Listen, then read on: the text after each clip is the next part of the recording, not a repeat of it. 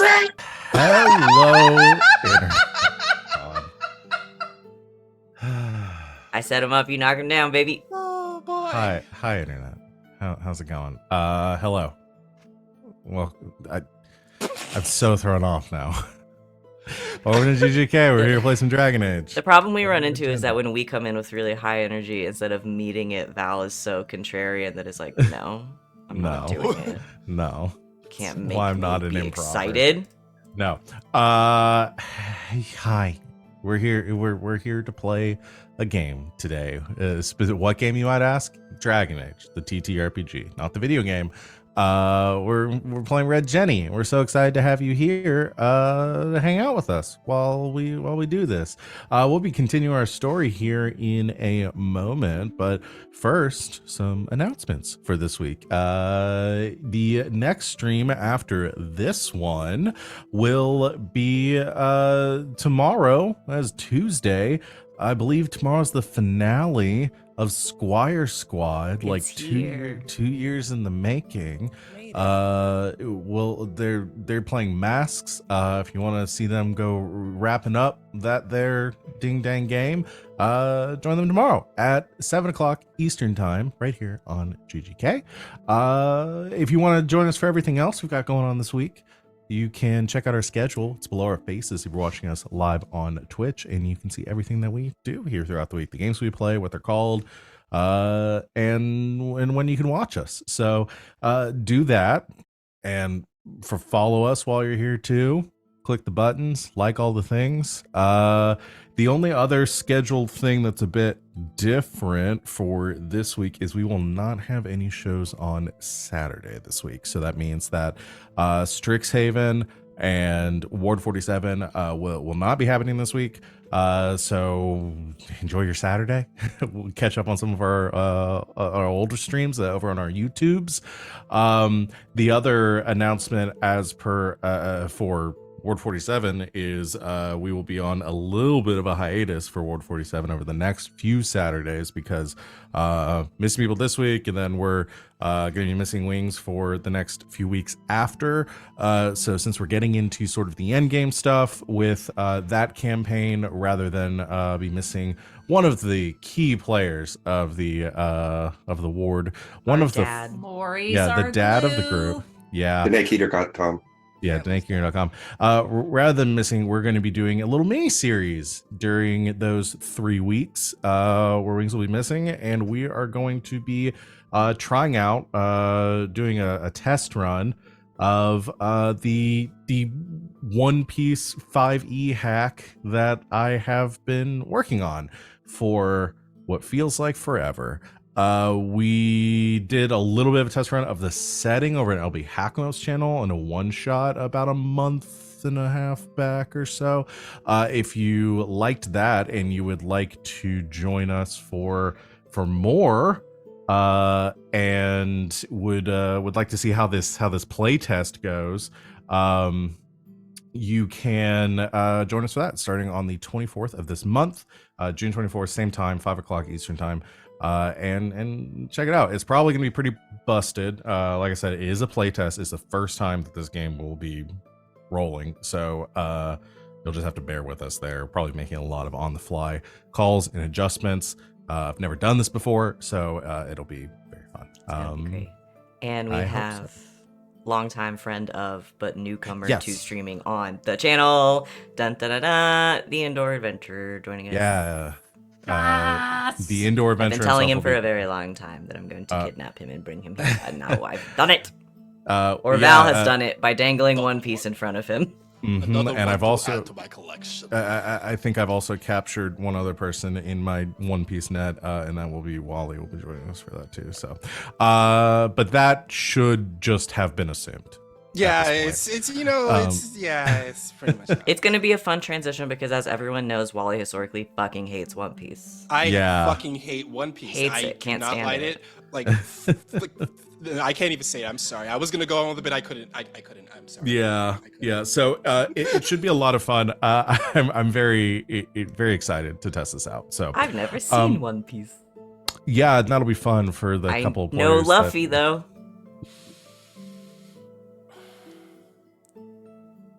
What's a Luffy? Gum. Moving on. Punch You man in got the that face. right. I can got see a that literal right, you vein know. appearing on Wally's forehead. You know, Wally just I- aged 10 years. I just aged 10 years. Yeah, you see, this is me aging 10 years. You Yeah. still haven't explained what a Luffy is. The main character with the hat, his name is No. Luffy, Luffy. Thank but it's you. spelled like Luffy. So people say it wrong and everyone gets mad. Can we end the stream? Yeah, we're I no done. That's all longer- we came here to I say. no Right longer on have the the will to inside. run this game I- today. Throughout this stream, I'm going to be dropping what I think are One Piece references. Okay. Okay? God, y'all are about to get on a ship. Damn it. Okay. Yeah! All right. You think I've been thinking about that like for 3 straight days? Yeah, Oh my god. Yeah. you Ah. have been. Knowing you, yes. I haven't prepared, but I've been thinking about it. I'm gonna come Yep. up with what I think One Piece is about. Mm-hmm. So, join us for that on the 24th. I'm now incredibly excited about it. I wasn't invited. I was just grandfathered in because I'm already You on the were regular show. grandfathered. Yeah. So that is it for today. I'm going to go and turn these things over to my lovely players here to talk about who they are, what they do on and off this channel, and who they are playing tonight, starting, unfortunately, with Fan. Okay, so I spent a lot of time giving Val a bunch of guff, so I'm gonna make my intro quick and easy. Hi, I'm Van. You can find me on the internets at Savvy Seaworth. I'm not really on social media much, but I do hang out in the Discord for our channel and for a couple of other channels as well. But mostly I'm live on Twitch Sundays at 8 o'clock now Eastern Time, 30 minutes earlier on twitch.tv/LBHack'emUp playing Dungeons and Dragons, where I have a bunch of spider friends now, and it's fun. And then this channel, Thursdays through Mondays, playing in several games that I invite myself to because apparently no one wants me there. And running Dungeons and Dragons on Sunday mornings at 11 o'clock Eastern Time. We're playing The Wild Beyond the Witchlight. It's great. We won't be doing it this week, but that just means we'll be back with a fucking fury next week. So join us. But tonight, I'm playing Venehn, who is an elven marksman, the one who finally put a fucking point in cunning, baby. Hey! That means You I'm got next. brains. Yeah, you do. I'm She Sid. You can find me all over the internet at Greek Sid. I'm here Thursdays through Mondays, playing in a lot of games that have already been mentioned. I run our game of Elegance and Vigilance at 7 o'clock Eastern on Thursdays. It is Good Society. It's D&D smushed in. It's Regency superheroes. It's beating up automatons one day and going to a tea party the next. And honestly, the tea party might be more stressful. So yeah, come check it out. Tonight I am playing Yasmera. Yas is our Kunari shadow. And I believe I put something into willpower? Yeah, I put more in willpower. That seems We trade. appropriate. Yeah. That's me. It's up to me. It's me, Wally, your favorite non-binary sign best friend on the internet. You can find me on the Twitter, WALE132, just like the cute little Disney robot. You can also find me on GGK Thursday through Mondays playing all the games that everyone has already mentioned already. You can also find me over on the Adam list as guest starring in a couple of episodes, so come check those out. They're in season 2. It is fantastic. I play the cutest little cowboy you ever met. Do you Tonight, have a link though, for the Adam list, by the way? no, but I will put one into the chat. Thank you. You're welcome. Tonight, though, I am playing Garas, the elven duelist, who should have put a level in Constitution a while back. So I decided to do it now to teach myself a lesson. To teach myself a lesson, you know? How many hit points do you have? I have 79 hit points. I have less. Look, this is what's gonna Y'all. This is gonna stop me from catching the ick. But Last time I caught the put a ick. point in Constitution. Yeah. So I have 73 now. The 69 is gone. I had 69 Oh, last nice. level. Nice. But yeah, that's me. 88. Oh, yeah, this is so beefy. So, from what I understand, a one piece is a type of swimming suit, which personally I find to be completely appropriate with on a ship. Like, it's very apropos title. Hi, everybody, it's me, Sita. That's one of the jokes I was gonna make. in the back. Hi, internet. Hi, mom. Hi, Mom. I see this, mom. I'm Sita, as I said. You can find me on the internet at Mr_Wilt. You can find me on Instagram at john.sita, where you can check out pictures of all the lovely food I make. You can find me here playing this lovely game with these lovely people every Monday. You can also find me every other Tuesday playing on this channel, playing Escape Velocity. But tonight, I will be playing Andros Philippe Bastille de Cartier A, also known as Carter, the human arcane warrior who finally put his first point into strength. So, you know, pleased. we're learning. As a group, we're getting there. Yeah. Val, can I ask you a question that I thought of? Yes. This is a real question about the game. Uh-huh. We're getting a boat out of Tevinter, but it's not that long of a journey to the next point, right? Which is close, or is our final destination. So yeah, we'll get in that in a second. I just have a very specific question, so I just want to put that in your brain because I'm going to ask it in a minute. Yeah, no, that is fine. There's still, I think I decided 2 weeks left in your journey. You will, but yeah, we'll talk about kind of the route that the ship is going to be taking. I can bring it up on the map, but I'll do my intro first. Hi everyone, I'm Val. You find me at the Kraken's Crown, looking around the internet. I'm here Thursdays through Mondays playing running games. I run the Board 47 game, which I already mentioned. I run this game, which you're here for, so you know about, I guess. Otherwise, I'm playing in most of the other games in between. And yeah, we can go ahead and get started, and I'll include a little refresher on what y'all's game plan is going to be as such. So previously on Red Jenny, your crew has been tasked with escorting a bunch of explosives to the front lines of the war against the Blight, being carried on by the Grey Wardens. You had arrived in Minrathus a few days before and were waiting for a ship to meet you in the harbor, which would be your escort to or your ride to the city of Hossberg, which is the sort of stronghold of, or where the stronghold of the Grey Wardens currently is since the fall of Antiva. You had decided to enter Carter, your resident mage, in a magical tournament called the Archon's Tourney. And Carter had done very well in the tournament, progressing to the final round. While Carter was in the middle of facing off against the antagonist of this event, Reyes, who was the leader of a group of what you found out to be I guess Grey Warden deserters, traitors, or dissidents. The rest of you had squared off individually with other members of this group. Venehn was the one not fighting their respective partner within this four-way fight. Venehn instead was carrying on a bit of a kind of a verbal repartee, kind of a verbal duel with Brila, the Dalish elf of the group. You got some really good information from Brila as far as what their group is called, identifying them as the Disciples of Silence, and finding out that they serve a power that they referred to as the Architect. There was some other information that came in there, and then the two of you hooked up.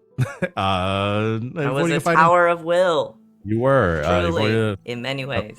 Avoided a fight entirely. While this was happening, Yasmera was facing off against Faye Wilder, one of the spicier members of the group, who was hurling daggers at you, fighting within this warehouse, jumping over boxes, but Yaz got the better of her opponent, putting a bolt through her neck and knocking her out. Yaz, however, decided to spare Faye by providing her with a healing potion and allowing her to live. Outside, Garas was in the heat of battle against Domin, the kind of beefy Avar fighter of the foursome. And just when Garas thought that the battle was his, lunging forward and impaling Domin with his rapier, Domin, through grit and force, was able to remain standing and dealt a potentially lethal blow to Garas, knocking him out.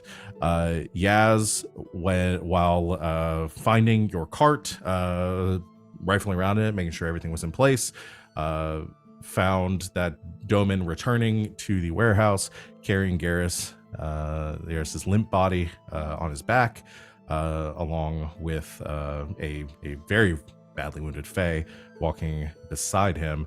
You exchanged some words. Garas seemed to be okay.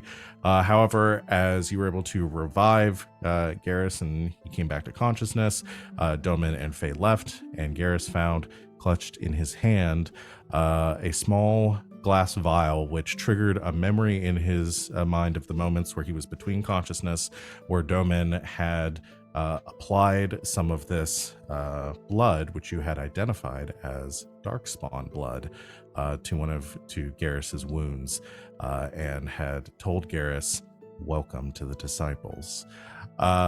With your cart back in hand, returning back to the Archon's tourney, Carter, through a flurry of spells and magic and arcane prowess, was able to finally take out Reyes using these magically imbued brass knuckles that he was telekinetically wielding, knocking him fully out of the fight and securing victory in the Archon's tournament, as well as the prizes there entailed. You all reconvened after the party, or after the event, Carter sharing some brief conversation with Garas and the others as they returned. You decided to forego really involving yourselves too much in the festivities. Carter did stick around long enough to have a conversation with the Incantatrix, saying who offered her congratulations. Carter asking for the honor of walking her home that evening, to which she accepted, and Carter told her the truth about everything that you're doing and who you are and what happened and everything about your backstory. She seemed to take, though a bit off guard, take the information well, offering you her sympathies for the hardships that you had overcome and wishing you good luck on your journey, having you hold on to her favor, and Carter seemingly to be, I suppose, have a bit of catharsis from this event and feeling better having shared this with somebody who had such a profound impact on him in such a short time, returned to the inn. You all shared the information you had with each other. Venn left out what exactly he had been up to during the battle, and you prepared yourselves to make your quick escape from Minrathous the following day upon your ship's arrival. And that's where we pick up here today. You have your money, you won, everybody's alive. Garas, unfortunately, has contracted, or is to the best of the knowledge of any of you, Garas is at risk of succumbing to the blight, and you've decided that he needs a Grey Warden as soon as possible to stave off these effects. So, is there anything you'd like to do in Minrathous before departing? So my question was going to Yes. it on the ground. Yeah, sorry. My question was going to be how long the boat journey was going to be, and if the boat was going to have its own, if the boat was going to come with provisions and stuff, or if we're still working off of the provisions that we have. The boat will have provisions. You have the yes. So we're going to be getting back into the legs of our journey. Where you're at right now, departing from Minrathous. Can you all see the map and see Minrathous on the map? Yes. I can sort it's of at the very top on that little peninsula right underneath, to the southwest of Saheron. Yes. So you will be chartering a ship that will follow the coastline north around the high reaches, and then back south along the coast over towards the mouth of this river here, the Lattenfluss, which the ship will then be sailing down the river to Hossberg. Okay. Um, But the ship is you're- going to be provisioned and stuff. yeah, the ship Okay. will So we don't have to buy any more. I was just concerned that if we were going to like be relying on what provisions we had left, we have to be careful. Because if we don't ration them, we might only end up with food that's like one piece left.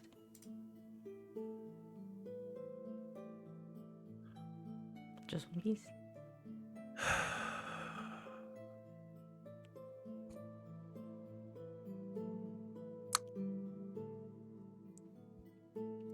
Okay. I'm just reconfiguring some stuff for the session in my head. It's fine.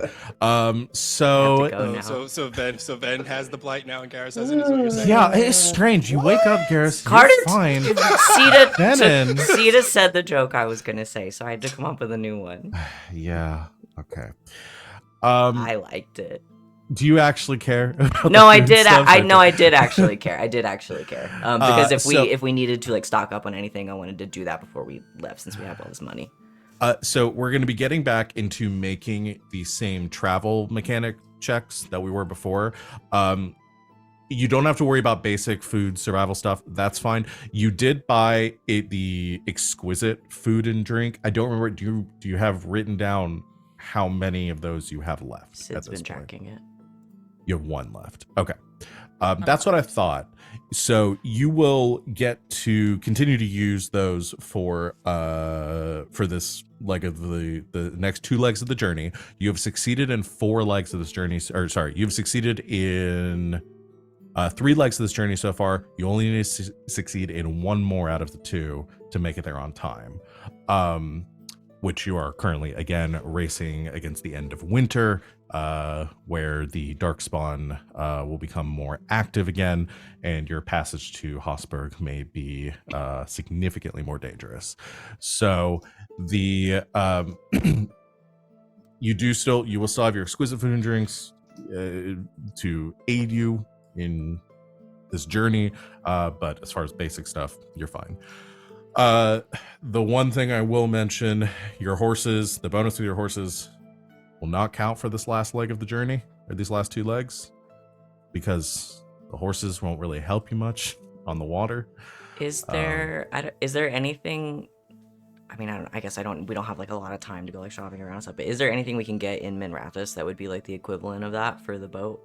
Not for the boat. Can I glue a big fun fan to the back of the boat, or like Here's what I'm saying. like in Zelda, or like No, you can't. The boat part of this is going to be a little bit different because as far as your bonuses go.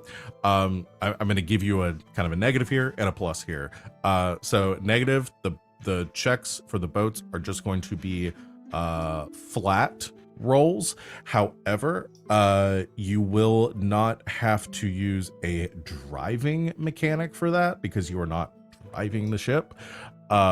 Instead, I will allow something akin to like athletics or something that may be appropriate to serving on the ship and working as a member of the crew. So that one will be a little more in flux. We can kind of negotiate that one a little bit better. But you so will it's not not like have a your set, plus. like a set.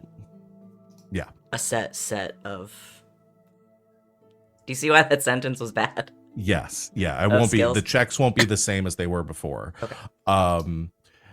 It'll be the same thing for the cartography. Because again, you were on a ship that is captained by someone else. You don't necessarily need to have the same bonus to. You can still use cartography if you want to help in that way. But if the third person wants to do, or if that person wants to do something else to help instead, we can negotiate for something else to help with that. I did actually just pick up navigation. Okay, Ah, that'd be great too. My So bonus there isn't i- great because it's cunning, but I do have the focus in it now. So that will be those will be the changes that we're looking at here. Don't have to worry about provisioning or supplying up for any of that. So Um, Sorry, my joke made you mad. it's fine. It's fine. I'll recover. Yeah. I'm so pissed. It was so bad. Is there anything? So is there anything y'all want to do in the city before you leave? Because all that silver is a lot of silver.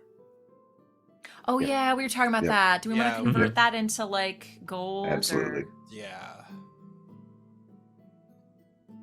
That is fine. I'm not gonna have y'all do anything for that because Okay. as exciting as narrating a trip to the bank is, I was gonna say you don't want to start roleplay going to the bank. Yeah, no, I Look, don't. role-playing going to the bank is just Garas and Venn playing with all the pens while Yasmera tries to do business. Yeah, steal a no, pen I from the don't. bank. I don't want to do that. You can still mark down in your inventory the 20,000 just because silver is the main currency, so it's better just to Okay. track it in silver. But we can assume it's been consolidated into an easier to carry coinage. So Cool. Okay. Cool. So yeah, we currently in party funds have 21,800 silver Woo! pieces. Woo! That's a lot of money. Yee. I assume we're hiding that deep within the. Yeah. you've got a bunch of Silver currency. barrels that you can, Here goes some more of the wine. yeah, you could replace it some of the wine barrels. I guess the only question I have is if we're gonna run into any issues later on, because I'm assuming this is Imperial silver. I could be assuming incorrectly. No, it would be. But again, the coinage itself is the coins themselves like are the same value across. Like They an just imperial these are silver just isn't worth stamped more. like that they're from Tevinter. Yes, a silver piece is worth a silver piece anywhere. But the only thing you would run into is if you went to Valrio and to spend some imperial silver, people might be like, what the hell is that? So you would probably, once you got to Valrio, want to find somebody to like exchange that Exchange it. silver for a different type, or exchange that currency for a different type. There may be a slight fee on top of that, but it's not going to be like, half of it. It would be like, 5% or something. We'd probably get that down to 3. We can Sure. we can swindle our way through that. We're good at it. So, any other questions or things you want to do or conversations that the four of you want to have? We'll consider this like early morning after y'all have rested. Still withholding some information.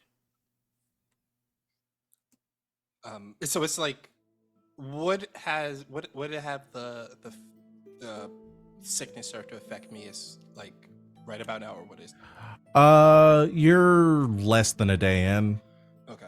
You might feel a little stuffy, Okay. but that's about it right now. So, so far, like while everyone's getting ready, Garas is just every now and then while he's talking, Garas is just doing that randomly. I'm not gonna do it, but that's basically the sound Garas is making every other sentence. It's a bad sound. A bad sound.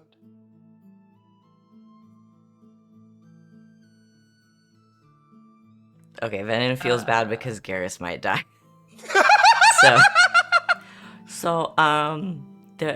There's probably something I should tell you guys. What's wrong? What's wrong with that? Oh, it's nothing like wrong necessarily. It's just like about Hosberg? Went to Hosberg? Is that the name? If you're asking me, yes. Yes. It's just like maybe like slightly awkward about. More awkward than normal, or you know? Well, I don't know. But I sort Have you of been there before? No. So do you guys remember when I was saying that like, yeah, we know the Grey Wardens and also like Garas, I know some other people in Hosberg that might know people that could help with the taint problem. Okay. Don't get mad. Okay, see, now when you say don't get mad, it means I'm probably going to get mad. Don't get really mad. Yasmera, don't get really bad. What? I have an a an ex in Hosberg. Oh, all right. Okay, I mean, you have exes everywhere. Yeah, but this one was like an actual relationship, and he ghosted me, and it sucked. And Then you want me to kick his ass then? That's what you're no, saying. no, I haven't spoken to him since, but we're definitely going to have to talk to him. Is he a soldier or? Is he someone? Yeah, is he someone on the Well, front line? technically, Venehn, hi. I am Venehn, Yeah, that's me. is this person you're talking about? Are they like someone very important, or like are they what, the Grey Warden or something? No. Yes. 2 questions. Yes to the first, no to the second. Okay, so they're not the Grey Warden, but they're someone very important. Then who are they? I'm done guessing. I want Who to guess did you more. fuck, and why would we talk to them? It's Valmont. Excuse me? What do you mean? What do you mean is Val? Because I know you're not fucking Valmont. No, not that one. The one in Osberg.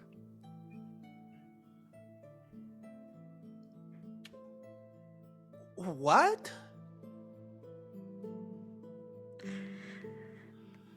He's like Lady Richelieu's nephew. I think.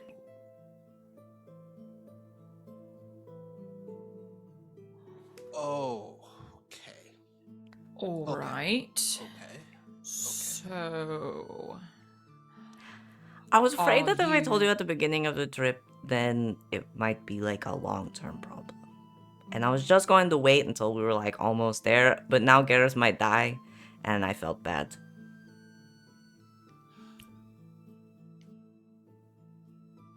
Next time, tell us right away so that we can prepare. I figured that's what we could do on the boat. We're just going to be now we have bored less anyway. time. We have could a- have found disguises. We could have gotten you different paperwork that says you're someone else. There are No, many he's options. He's that familiar with you? he knows. Yeah, he knows pretty much all my aliases and stuff. We could have gotten you a new. It's fine. It's fine. I just think that would have been futile, and he would have. He's not like a genius or anything, but he just knows me really well. Okay, I'm going to ask. Is he an asshole like his relative? No, he's so nice. Okay. He's very okay. sweet. Okay. He's kind of dumb. Sounds about right. So my question is still, are we hiding you? No. I don't want to hide. I just think it's going to be really awkward. He's Well- just sort of left for, war. And he just kind of stopped writing after a while. And I just never heard from him again. Okay, so So yeah, I thought that's he was what we dead got. until, we met with the shitty Valmont, and he was like, oh yeah, my cousin or whoever. Oh no. I just Okay, so- panicked a little bit, okay? Okay, so it will probably be a little awkward to talk to them, but all part of is we'll just continue with the job, okay? If it gets to the point where you need some kind of escape from the situation, we can do the usual. Oh hey, man, and I'm over here. I need your help, and you're like, oh, I'll wander off or something. I'd like appreciate that. I also wanted you guys to know, because I didn't really know how to say this part either, and have you believe me without it being awkward, but he's not anything like the Marquis. He's really a nice person. And I would have felt really bad if we got there and you guys all kind of thought he was shitty. And were mean to him. Which, like, rightfully so, because Marquis Valmont's like a fucking asshole. Oh yeah, he's a huge asshole. But yeah, this one's not like that. Won't be acting shitty to anyone that Well, we I would just- be. Unless they deserve it, It- they will be shitty to them. It also just, like, I know it feels bad to feel like you have to spend time around bad people. But he's not bad people. Okay, look, Venehn, we trust you and we love you. Okay? Okay. If you vouch for this person, we believe you. I'll not kill him on sight. That's about as far as I'll go. I'd really appreciate that. I really appreciate that, Yasmera. My accent really got away from me. Carter elbows Venehn a little bit and says, having some experience with having an ex who is a ghost, I would like you to know that if you ever want to talk about it, Oh. I would be more than happy. Oh, no, Carter, no, he's alive. It was a joke. You know what ghosting means. Big lug. That's very funny. Well, with all that out of the way, we should get... We should get ready for... You should really cover your mouth. I should cover my mouth. Is But the we should taint get- contagious? Is it airborne? It's not contagious or airborne. At least I don't think so. But Yasmera, Crook can of you your carry? arm. Yes, You gotta vampire it. Yasmera, can you Crook of your carry arm. me? I'm feeling all lethargic and sleepy. Fuck no. Yasmera, can you carry me? It's been like 12 hours. I know, and I'm feeling it. Oh Yasmera. no, you got the taint 12 hours ago. I have to go do business with my ex who ghosted me, okay? I don't think that's Let's the same think up thing. let's think about which one is worse. Oh. I don't even think Venehn can keep a straight face. I am totally going to hug you with my fever-enriched body later. Ew. That's a threat. Gross. Yasmera, is this what they refer to as boy sick? Yes. Hmm. Garas gets the man flu.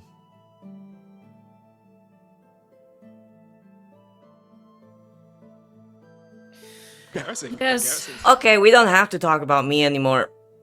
I just wanted you guys to know I felt bad for not saying anything. I'm sorry. I should have said something when we were in Val Royale, but I don't really do relationships that much, so I'm not good at talking about them. Sorry, I'm sorry. No, It's fine. It's fine. Okay. Honestly, I don't think it'll be as. Alright. Garas, grabs like the end of Garrus's cloak, flips it over his head, picks him up in the middle, fireman carries him over her shoulder. If you Yay. cough on me, I will kill you myself. They're going to think you're kidnapping him. He likes it. This I is do. consensual. That's likes it. exactly what the kidnapper would say. Don't He's worry, I into it. like this. I'm into it. It's fine.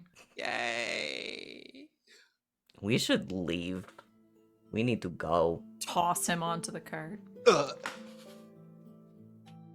Ugh. This is All right. consensual. This is consensual. This is consensual. I like it. So you load up all your stuff in the cart, prepare to leave. So who's driving the cart through the city right now? Yeah, because Garas would still drive the cart through the city, regardless. Him having this sick. Such a man. Carry me into the car. Okay, I'm driving. But I'm driving. No, you just have to sit. And I well. don't need directions. And yeah. I don't need no. directions at all. Okay. No. You the activity and the crowds from the Archon's tourney the previous day have have filtered out. There's still some signs of like there's a lot of activity here because not everybody has left yet, so a lot of the vendors and merchants are still trying to catch people as they're leaving, hawking their wares. But you can definitely see a much less of a crowd in the Dwarven Quarter as you're leaving today. Can I buy a trinket? Sure. Yay. Nothing important. You just want like a T-shirt that says No, like a "I love trinket. Minrathous" or something. Like it's something shiny. No globe. A snow globe. A Okay. Winter snow globe. a sandstorm Sand- globe? Those are real. It's like sparkly? Yeah. Okay. Okay, so Maybe you it's stop magical. off. You stop off at a little like tchotchke shop on the way. You get a little snow globe with the Archon's palace inside of it. That you shake and this like gray sandstorm kicks up around it. Sure, whatever. I do also want to get something else, but we don't have to. I'll just tell you what it is. Oh, okay. Secret. That's fine. It's a secret. Secrets. But I like the snow globe idea, and now I want it. So now I have it. That's fine. Costing one TTRPGs silver. are great. Costing 1 silver. Wow. Okay. You can message me for whatever else you were planning on getting, but the carriage rattles across the paved city streets, kind of heading northeast in the direction of the harbor. You can see the airships that are docked over there, that are all kind of cordoned off or roped off to this tower where everything is loaded and unloaded on big elevators and taken down to the streets below. But you are heading towards the more traditional harbor of Minrathous, where you can see the along the docks in the distance, kind of off of the cliffs that the gardens and the Archon's palace and everything is built off of. The roads wind down to the docks where the ocean spray is crashing against the sheer cliff faces. The ships are moored and anchored there with some mostly cargo being unloaded through like dinghies, smaller boats that are going to and from, kind of ferrying back and forth. You head down towards the docks. There's some other like warehouses and stuff around here for like temporary storage of goods before they are hauled back up to the city proper. And as you are heading down, you're looking at the docks here. You know the name of the ship you are looking for. Or actually, would you know the name or you know the captain? I think you'd know the captain. You wouldn't know necessarily the name of the ship. So you're looking for Captain Sandro Hadar. Is there like a quartermaster or somebody? Yeah, that there's a runs the dock shipyard? master that is managing. There's a few around, so you could go up to them and ask them for directions. Then Me. go ask for Captain Hadar. Me? People like you. I scare them, and Garas is going to mucus on them. So it's I your don't turn. have any mucus. It's all in my head. I'm blowing my nose properly, Yasmera. That's like the nicest thing you've ever said to me. You're welcome. Thank you. Come on, Carter. Carter and Ben, People like you too. you head towards this upper dock where a Teventer gentleman is currently engaged in conversation with some clearly sailors as he's noting down something on his logs, and he says, all right, we'll get to your shipment as soon as possible. We're running a bit behind today, but we'll wait and I'll have some deckhands to the docks as soon as possible to help you unload. Uh, the sailors nod and kind of grumble and head off back down towards the docks as he sees you approach and says, Excuse me. "Morning. Hi, Name of your ship?" I'm looking for Captain Nadar. Oh, Captain Hadar. Right. I believe the Bastard's Call should be moored somewhere down that end of the docks. You see 3 over.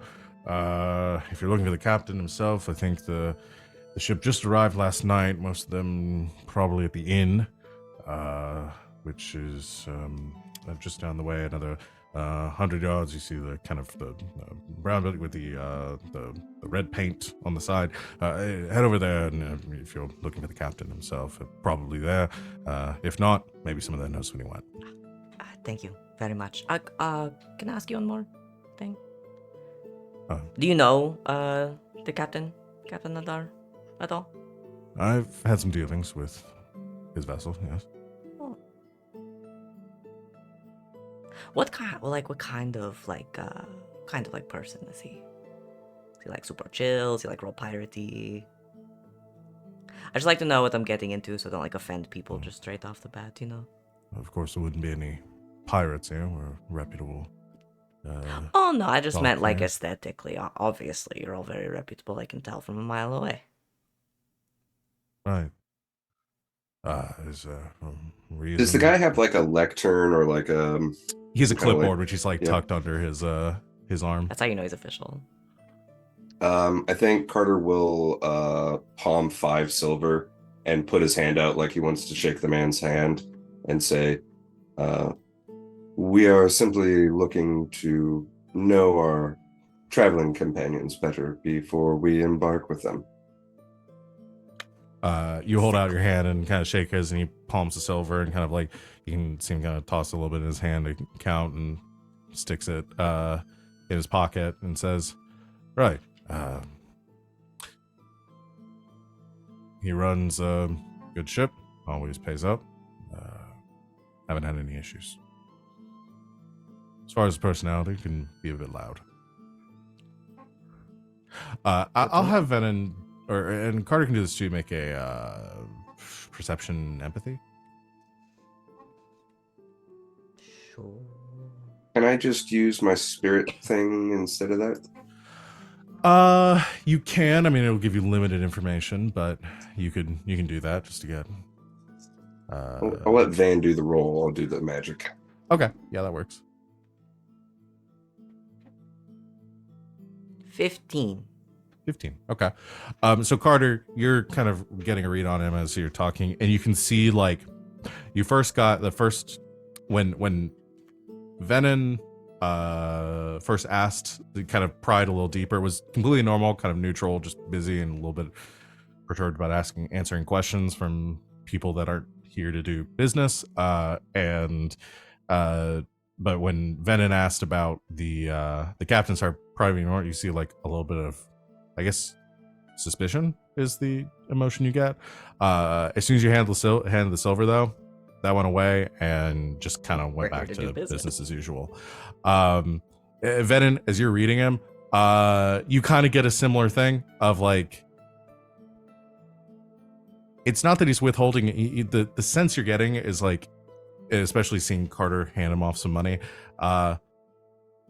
he seems more concerned with like who you are and why you're here, as if like maybe a little bit nervous about like you getting him in some sort of trouble when you're asking about it, and less of having any sort of issues with the captain himself.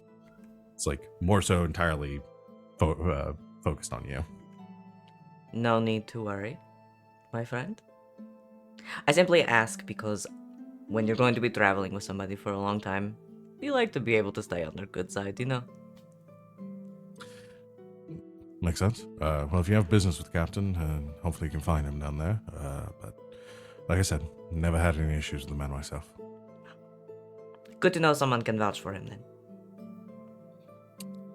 in the limited dealings I've had with him, sure, seems trustworthy enough. Well, you're the man with the clipboard, so you must be the expert. Right. Can I help you with anything else? I have a few more inspections. I to think we've carry out. taken up too much of your time. I apologize. And also, I thank you. You're very welcome. Safe travels, if that's your business. If not, fairly well. We're walking off. Wow, he was awkward.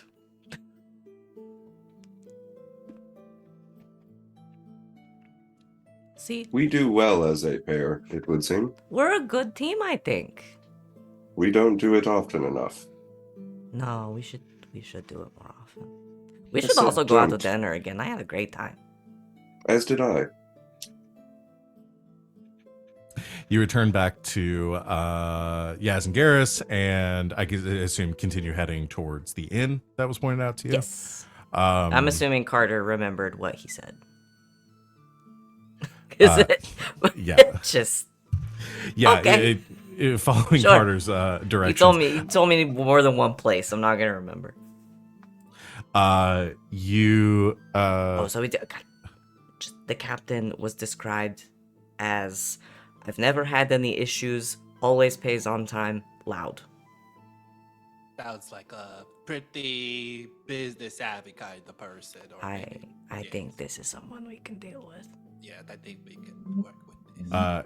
you arrive at this inn, and it is a Also, Carter did a salty. bribe.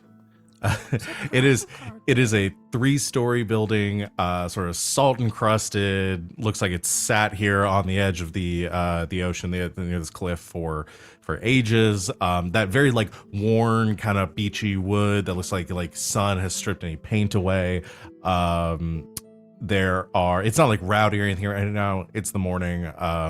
You can you see there's like plenty of bunk space probably for sailors who are on short leave to get some rest in. That's probably mostly the patrons that get here. This is definitely not a place that'd be frequented by anybody that's traveling through the city for pleasure. And above the door, you can see a very faded sign. You can barely make out the letters on it. It just says the bar and then the letter N and then call. The bar and call. Okay. Well, let's go inside and wait for our ship to take us out of here. As you are walking towards the door, there is you hear a sound from inside, like some muffled yelling, like the end of an argument, and then there is a thumping as the back of someone hits the door really hard, and somebody comes spilling out. Like you see, like a sailor, kind of younger, and he is wearing just like dusty like linen clothes. You can see a lot of tattoos on him. Pretty like sunburned, despite this cold weather, and hits the ground and kind of staggers up, and as he's looking around and almost runs into the four of you, you see somebody else comes kind of swaggering up, moving outside, and you hear a voice says, "Now you'll remember that next time you bet on cards that you better pay up the next day, son. Elsewise, you'll get twice as bad as that." And stepping out through the doors, you see a very large gentleman, almost as wide as he is tall. He is dark skin with like shaved black hair. He has a very thick beard that is very well kept, like extremely well kept, like almost like some beard oil in there or something, that is clamped clamped off at the end with a golden ring, and he is just bedazzled in jewelry. He's got tons of rings, chains, bracers, everything is gold. You can see a glint of a gold tooth as he steps out. Very faded, like sun-worn tattoos across his arms. He's wearing a really heavy coat, so you can't really see like the sleeves are pushed up a little bit, so you can see his forearms of tattoos. Like very fur-lined, like dark coat that he steps out with a bit of a swagger. And as he yells at this sailor who steps up and then says, "Right, sir, of course, sir." And the sailor goes running off. And he says, "And you best have my money when you get back."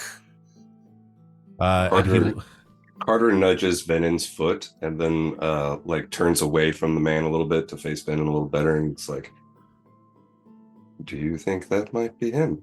If I were a betting elf, I'd put money on that one. I like him. I think he is quite the character. It'd be really funny if that skinny guy was I him. though. know, right? That would be even funnier, like subverting our expectations. Pardon, Captain. What? Yes? I'm looking for Captain Hadar. Who's asking? As you see his hand starts moving towards his hip. Your next contracted passengers.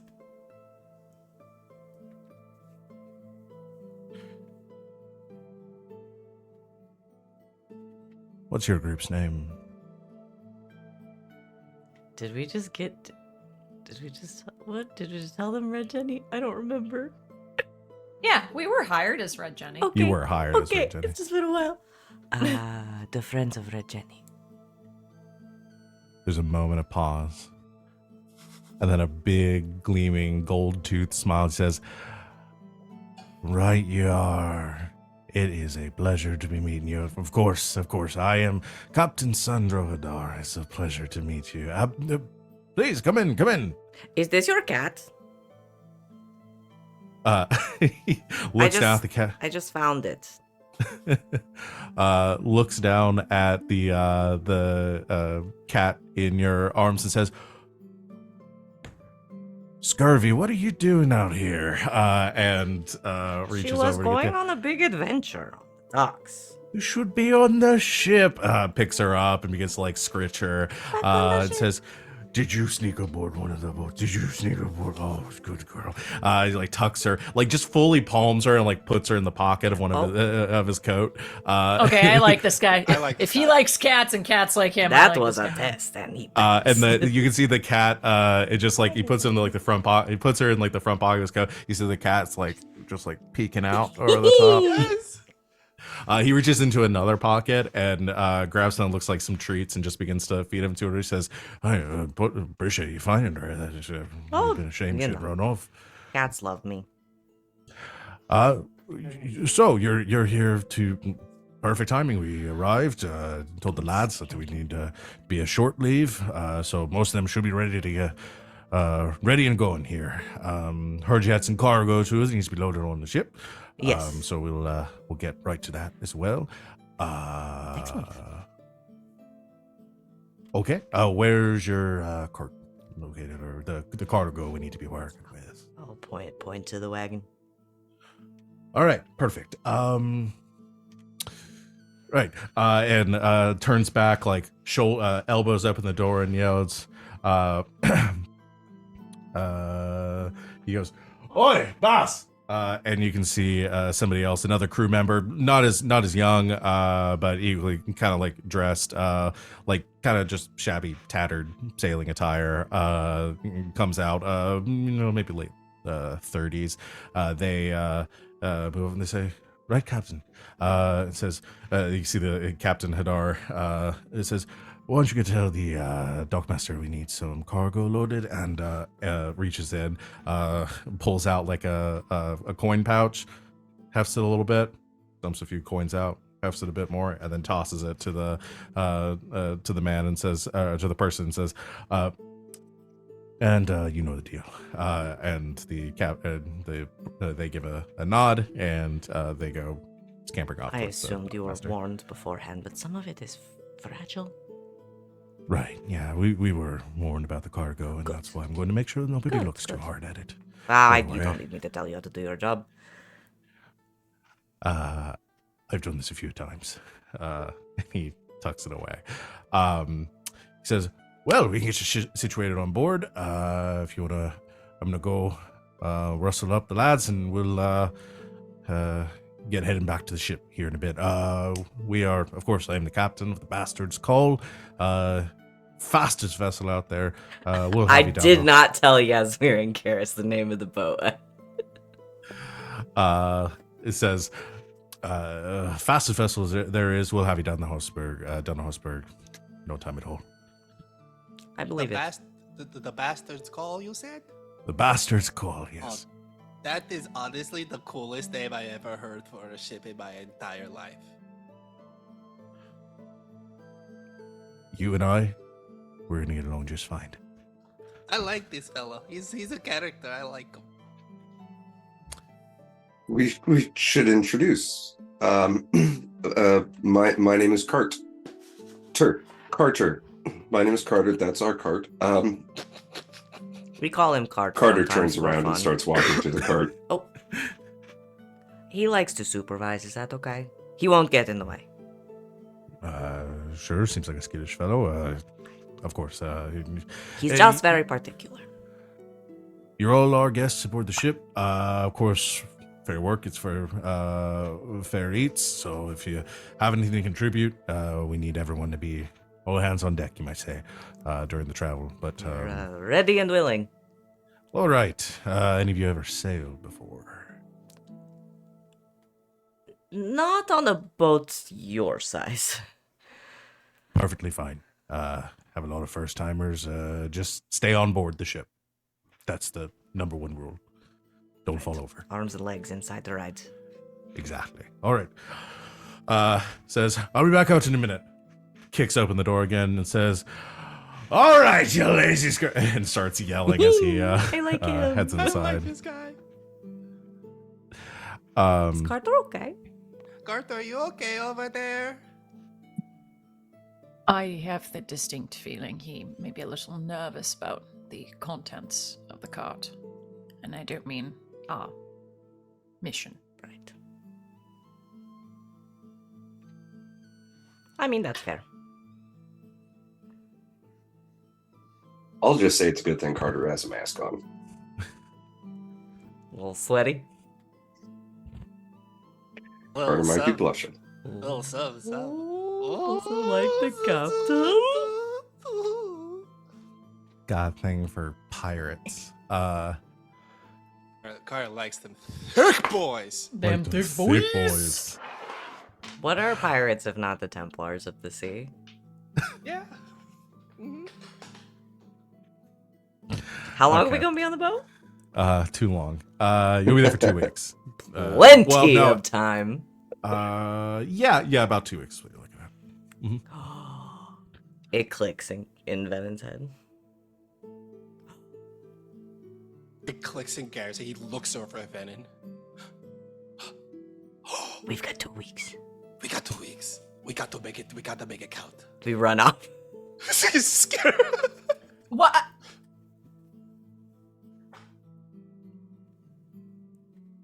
What the fuck just happened? Where do we run off? Follows you.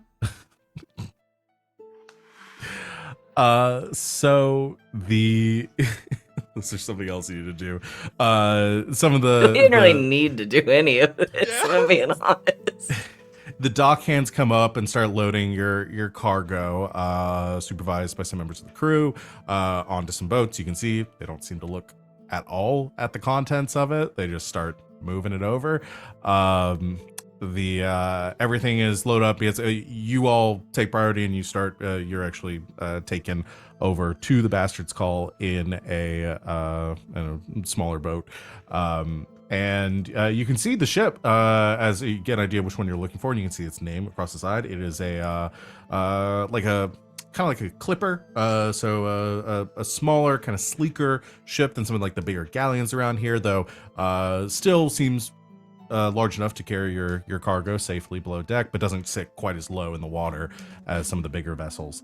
3 sail masts, big golden sails. The ship itself is this kind of light, almost birch-colored wood.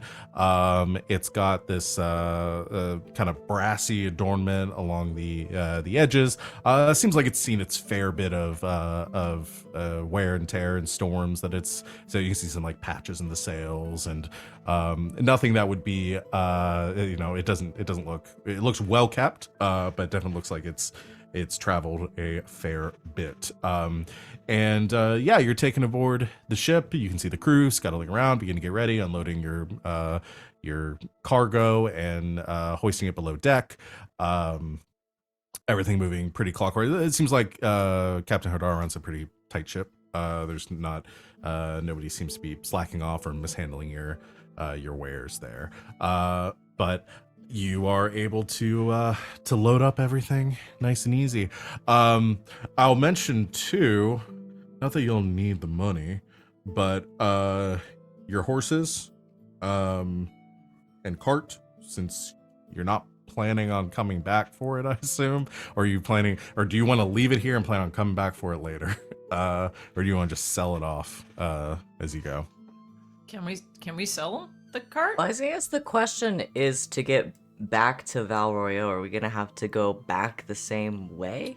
No, you don't have to go back the same way. The reason why you were taking I think we this... shouldn't, because then we'd have to go back to Minrathous. Yeah, the reason why you were taking the Imperial Highway is that off-road trekking wouldn't be possible with the cart. You'll probably have a faster trek off-road. But we could off-road it back. You could, obviously there may be some dangers along the way with, darkspawn stuff, but there were dangers on the way. There's wyverns. Yeah, I mean, off-roading it back is probably the faster, journey, just going kind of straight back through the horses? So we could sell the horses on the cart, maybe? You can. Yeah, you could sell them. That kind of stuff happens all the time. They're playing people that are making one-way trips through the a rental. there. Yeah, kind of like that. So, because I think we talked about that before, guys, I have ahead a of great time. business idea. But if you want to sell it off, you can get 200 silver back for the horses and cart. Sure. That brings us to an even 22,000. Oh, we love an even number. That's a good number. Again, Venehn has a great idea for a new enterprise. Oh. Capital E, because it's rental stuff. So, the jokes today have been great. I'm tired. I'm hungry. It was. I can make worse ones. Please don't. I can stop trying. And one of the last people back on deck after selling some business on the shore is Captain Hadar, who begins barking out orders to the crew to prepare the ship to depart. Before looking to forward view and says, "Give you some time to get your sea legs and make sure that you're comfortable here. But anything you can contribute, just you can ask Bass, my first mate, for directions if you're looking to where you want to go. If not, then come to me if you have any concerns. Quarters below deck in the galley.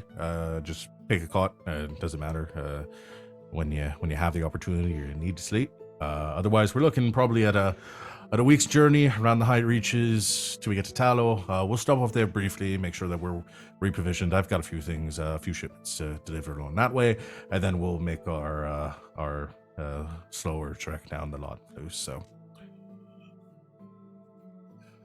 That sounds good to me. Carter, do you have any concerns? None.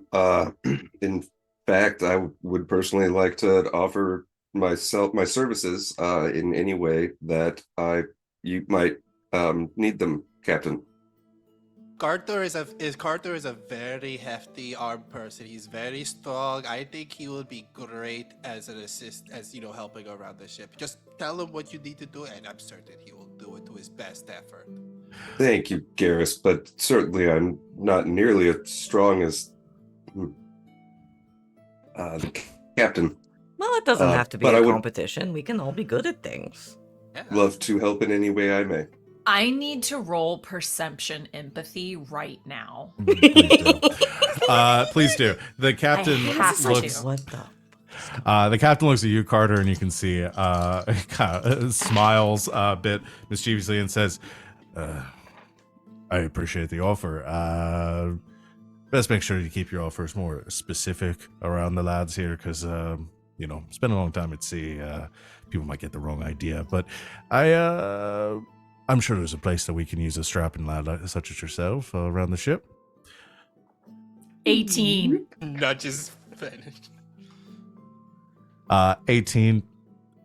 I can't With a imagine 5 that, on the dragon die. At that there's exact no- moment, Yasmera hears Venehn whisper to Garrett, "No, there's only one lad on the ship he's going to be offering to." Oh yeah, there's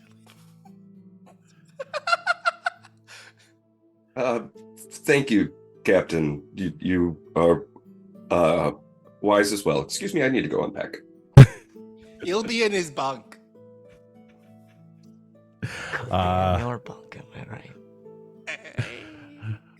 The captain sort of straightens his big coat and looks to the and gives a nod to all of you before he heads off to his duties towards the helm, shouting for the crew to make their preparations. I'd call that a success. I do. I think this is a win. Has a crush.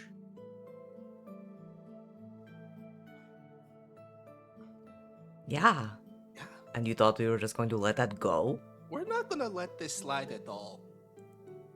Yasmera! We have 2 whole weeks. That's 2 whole weeks for Carter to get the bone You know down. what can happen in 2 weeks? A lot of Bone Town, I suppose. Is that what you call it? That's what Garas just called He it. said bone down. We're gonna get Carter to bone down. No, he explicitly I said, said go Bone to Town. Bone I said Town. go Go to to bone. bone? Is that what you call it? No, that's not what I call it all the time. I'm just saying in Carter's case is Bone Town. Thank you. I did. No, hear we're correct. gonna have to come up with something more sophisticated, and, like involving magic or like circles or something. I mean, Carter is very familiar in some sex romancy. No, I was that's thinking- bad. I was thinking something more along the lines of Kato really would like to get into his mage's tower. Yeah, see There that? it Yeah, is, there yeah, it is, yeah, there yeah, we yeah, go, yeah. There we go. Yeah. Or do we do the opposite and Carter is the one with the mage tower? Oh, And Carter then- got the mage tower. We can workshop it. We can workshop it. We got 2 whole weeks. yes, yes. What have I fucking done? Only the most sophisticated of roleplay on this channel. Yep. I love it. I'm so glad I introduced a salty pirate that somebody was into. So I was hoping. I was just giving everyone else the opportunity. So yeah, the anchors are raised, sails lower. The ship is taken out of harbor and coasting along the outskirts of the High Reaches Peninsula here, across the Nocean Sea, and north along your journey. So we're going to be doing the same thing we did before. We'll do our checks, and then you'll have some time to do any role play that is happening over the next week, before we get to the next part. So let's go ahead and do that. So who wants to make the first check here? I'll do it. It's been a while too. What are the roles we're looking for? So you are looking to hit a let's see. You're looking for a 15 or higher to succeed on the check. You totaled the successes you get over 15. and y'all have to get a total combined successes over of 12 or more to succeed. And this on time it's just a leg. flat roll. So it depends on what Which you one want are to you do. Yeah. Because we kind of get to decide what we're doing. Yeah, on right? this leg of the journey, you kind of get to decide what you could do to help with the ship here. The one check that will stay the same is the willpower morale check. That's one that y'all have to do. The other two could be it could be something else that makes sense here. Not gonna let you do anything, so I may veto it if you're gonna go for something truly wild, like I use stealth to, I don't know, do something stupid. Wow, okay, I'll change what I was gonna do then. Call out all of the Wow. rogues or something. Wow. Wow. Wow. I You have to make a was- good pitch for me for what you're gonna do. So. I was gonna ask though if anybody else feels particularly confident in their willpower. I don't have morale. I did just bump to a +2. My willpower is Because I can keep doing it. There's just other stuff I could probably do that I would roll better at. But if I'm the best at that, then I'll do it. yeah, you should do that because My willpower is a +3. 0. Yeah, my willpower is 0. Yeah. Okay. I think you've got the best one. I'm in charge of morale then. Perfect. Seems about right. So then I need 2 other checks from y'all to propose here. Can I do a strength check to help, like, with like any kind of rope tying or anything? Yeah, strength would definitely be appropriate for ship work. Do you have a focus that you think would apply here? It's fine if you don't. You can just do straight strength, but That's 15 on the button. So no. I would say over. might would be the most appropriate, probably. But yeah, sorry, 15 on the button. Yeah, nothing. No extra points. Just 15. Okay. So that is you succeed on it, but you do not gain any additional points towards your objective with the 15. I think my best spot is probably still to help Venehn with the morale. Just That's keep fine. up with sketches and things. I actually have a question about that. Sure. Because Yeah. I don't remember from before because it's been a while. So, because my bow gives me a social bonus. Does that count for morale? Oh, that's a good point. It would give me an extra +1 because it's fancy. Oh, I forgot to ask. Are you potentially? I'm gonna say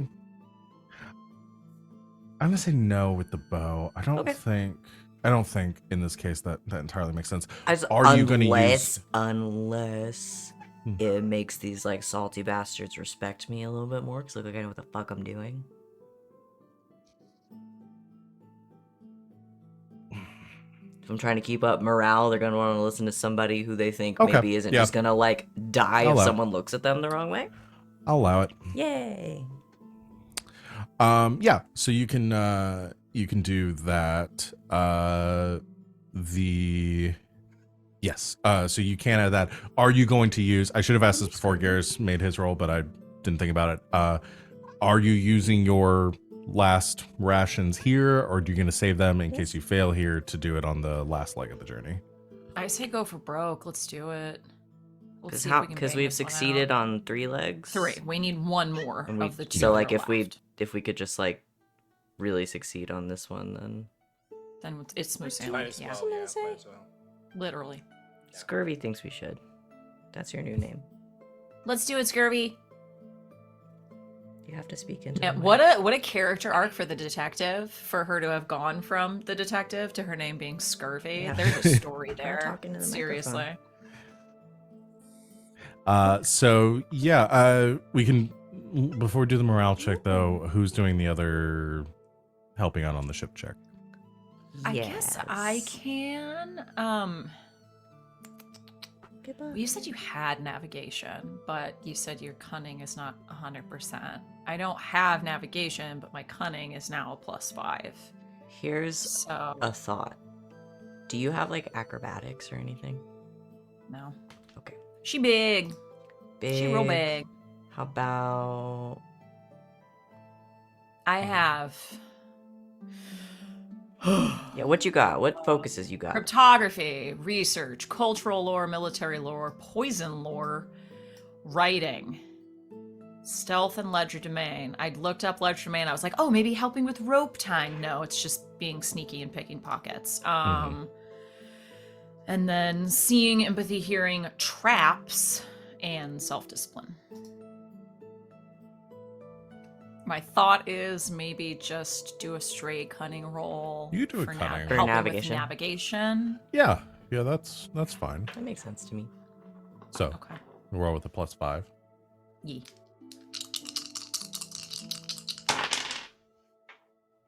That's pretty damn good. This is 4. 4 is 14. Plus 5 is 19. So I 19. got that Okay. 4. We All need right. a really high morale. You Fuck. do. Listen, Yeah, it's gonna because be great. you'll need. Okay, so it's 4. So you need 6 more. Carter's no, helping me. 8 more successes. On that. So Venehn You will need a have to get 23? a 23. Yeah. But We got this. Venehn is adding. So you're adding your willpower. Okay. Do you have a focus in morale? No. Okay, so adding a willpower, you're adding +1 bow. for the bow. You're adding +1 for Carter's help, and then Okay. you're adding +2 for the for the food. So you're adding 4 on top of your. So what's your willpower? 3, so that's 7. So you're adding Plus 7. 7. Well, no, Okay. and then your math confused me. You're adding 3. Okay, 3? it's 3 for Plus- willpower plus bow plus Carter. It's 5. and then 2 for the rations. Okay, yes. Okay. So that's 7. So you need to roll a 16 on the die. I can do that. You got this. If I come up with a fun, interesting situation, could I potentially give myself another bonus? You don't forget you can also I forgot to mention this before, you can re-roll checks Yeah. to have the sky burners will take some damage, but you can re-roll the checks. The sky burners haven't taken any damage so far. Yeah. But what if I come up with something fun? No, that's the only way you can re-roll because the numbers are What so if it's tight really here. I can't. That He will was be part asking of. about an additional bonus, not a reroll. Situational bonus. Situational. I've given you so many bonuses already. But what if it's I let you use your good? bow. I let you use your bow. I'm Is tapped this out on about the One bonuses. Piece joke? Because this one was Yes. not going to be a One Piece joke. It was just, No. it was true. You have the +7. You're a That's bully. where you're at. Fine. I'll say my fun situation anyway. Because me and Carter have been working on this for several weeks. I don't keep doing it. So this check is for, how long is this like? A week? A week. Okay. So like we spent like, you know, a few days at sea, like getting to know everybody, and Venehn is being very personable and like just trying to include Carter in that, you know.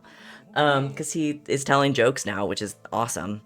So Venehn has great confidence in him. But so I think like 2/3 of the way through this leg, Venehn convinces Yaz to let him break out some of the wine that we still have with us. Because, you know, they drink the same shit all the time. So something a little bit new, a little bit fun. And Will then- ingratiate us with the crew. So, And all right. you know, they only get like shore leave every so often and everything. So Venehn is like picking bits out of the book that he's been writing and is like pitching it to the sailors for like, all right, bitches, let's get some romance ideas in here. And that's how I keep up morale. Perfect. I would give me a +1 for that, but it's fine. My friend Carter is plenty. He believes in me, and that's what matters.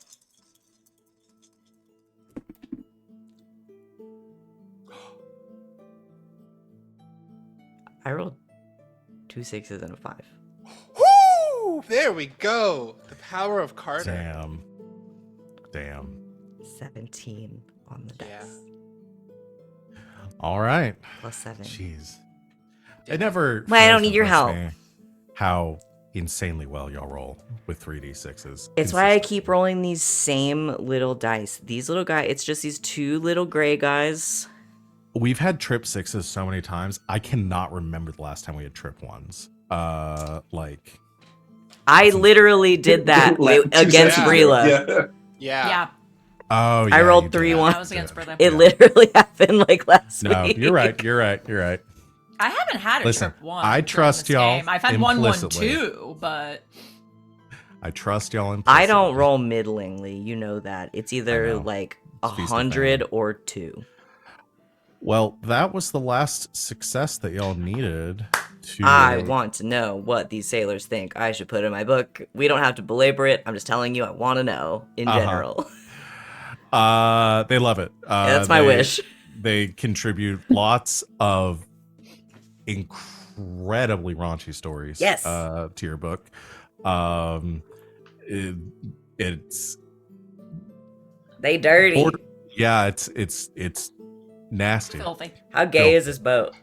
Incredibly. Yes. Uh, That's all I need. That's all Happy I Pride, need. y'all. They sing shanties and yeah, you have a great time. I try to Uh, get Carter to sing some of the dirty songs. Sing us out. So this leg of the journey goes pretty well for y'all then, and you're in a pretty good place. You just want a ton of money. You're everybody's alive. I mean, you're dealing with Garas' eventual death, but you are or I say inevitable death. You are trying We're all to inevitably gonna die. you're all inevitably gonna die. Garas is gonna die sooner than everybody now. Yay. We still don't know if that's true. That's fair. One day I'm gonna die. The beast But over. overall, like you have a really, you all pick up to working on the ship pretty well. Part of that is Captain Hadar and First Mate Bass do a very good job of giving you directions and like clear tasks to do. Eventually, it starts off pretty easy of just like, helping to move some equipment out of the way, keeping things off the deck, just keeping an eye on people. But quickly you're picking up, like, they teach you a few like knots that they use to tie off the sails, explaining, the different areas in the ship and what needs to be moved, and the callouts that the whoever is manning the helm is giving, and what that means. And yeah, so y'all pick up on it fairly quickly. Getting really good with a sextant. Yeah. And an astrolabe. Yeah, I Yes, bet the- Carter With wishes the sextant, captain would show him how to use that sextant. Hey! But No, I'm you just learning those knots really well. yeah. Carter, did you want to see the captain's sextant? I mean, it's a fantastic sextant card, though. You should really get, It's, familiar. it's rather nice. Val's What's it- trying to you- go to break so bad. Sextant. I see what your. Excuse me. I think I'm not done unpacking. He's going. Carter's gonna be unpacking the whole trip. Where's he unpacking? He's just unpacking and repacking the same Just taking clothes it over out, and putting it over. back in. Back. Yeah. Like the captain would like. Yeah. Yaz, you're helping with Sorry, that one didn't navigation. start out as a joke. You do some you pick up on that pretty well. It's a lot different navigating over ocean than it is over land, but you pick up on it. You're sailing off the coast, so like navigation isn't really like a huge problem here because you're following the coastline. But it's a lot of knowing what to spot as far as any sort of obstructions, rocks, anything like that. So you keep a very good eye out on all of that, and help to track your progress along the journey. I want to be up in the crow's nest so bad. Sure. Yeah, you can climb up in the crow's nest. Absolutely. Yeah, and Garas helping aboard on the ship. You've been working out a lot, so you're are able to do your part of keeping things together. The captain, or to you, Carter, helps, gives you some tasks to do. I think recognizing, Carter, you've been doing some working out too and getting a bit better using weapons and stuff. But I mean, I think the captain recognizes pretty early on that you're more gifted mentally than maybe physically, and probably gives some gets you to help more on some of the tasks, kind of like Yaz with like navigating and stuff, but specifically helping first mate Baz aboard the helm, on the helm of the ship, with keeping an eye on any sort of dangers you might encounter along the journey. But does seem to actually, I want Carter to just before we go, I know we're going to go into break, I just want Carter to roll communication. I want to, like, how personable is Carter at this moment? Etiquette? Yes, you can do communication etiquette. Have we helped at all? Yeah. I'll give a +1 for the help. Yes, that we the others are did giving. it. Sextant would help. Yeah. I put myself in joke jail until after the break. It's okay. I got a 12. Okay. I think with a 12, Carter doesn't know how to handle these fucking feelings right now. But it's Pride Month. Yeah. It is Pride Month. Yeah, and so obviously we need some gay pirates for Pride Month. The captain, I think, takes an interesting. I mean, you're funny, at least, that you keep having these like reactions to stuff, and I think. Hold on, let me just roll real quick. He thinks you're cute. You're endearing and adorable. Let me just roll for the captain, just like to be his super cabin quick. boy. Did you guys know that this month is also Adopt a Cat Month? It is. So go out there, y'all, to your local animal shelter and adopt a cute little kitty. Yeah. Captain Hadar totally knows what's going on here. And so He's seen this before. Yeah, he's seen this before. He's a captain. He looks He like he knows does. He's like, I mean, that's the whole reason that he's dressed the way he is. So, yeah, he totally knows, and I think he probably makes some jokes and stuff at you, Carter, that specifically to probably make you uncomfortable in those moments, just to get a rise out of you. The ones that Carter understands absolutely make him blush. And other ones just go way over. But you're sailing south along the high reaches, the mountains, these cliff faces, extending far above you. And the weather has thankfully been pretty nice. It is cold. You're having to kind of bundle up here on the deck of the ship, as most of the other sailors are doing. Only the ones that are like physically engaged in manual labor at any point are the ones that are like aren't wearing jackets. The oceans are dark but very very calm. You haven't hit any storms, thankfully. And overall, it seems like everything's holding up. About 6 days into your travel, almost the end of the week, you're actually rounding around the last bit of this peninsula towards the high reaches. You can see the mountains in the distance. You can see frost-swept fields, across the shoreline. And I'd like all of you to make perception checks. SBA seeing. Yeah, perception seeing.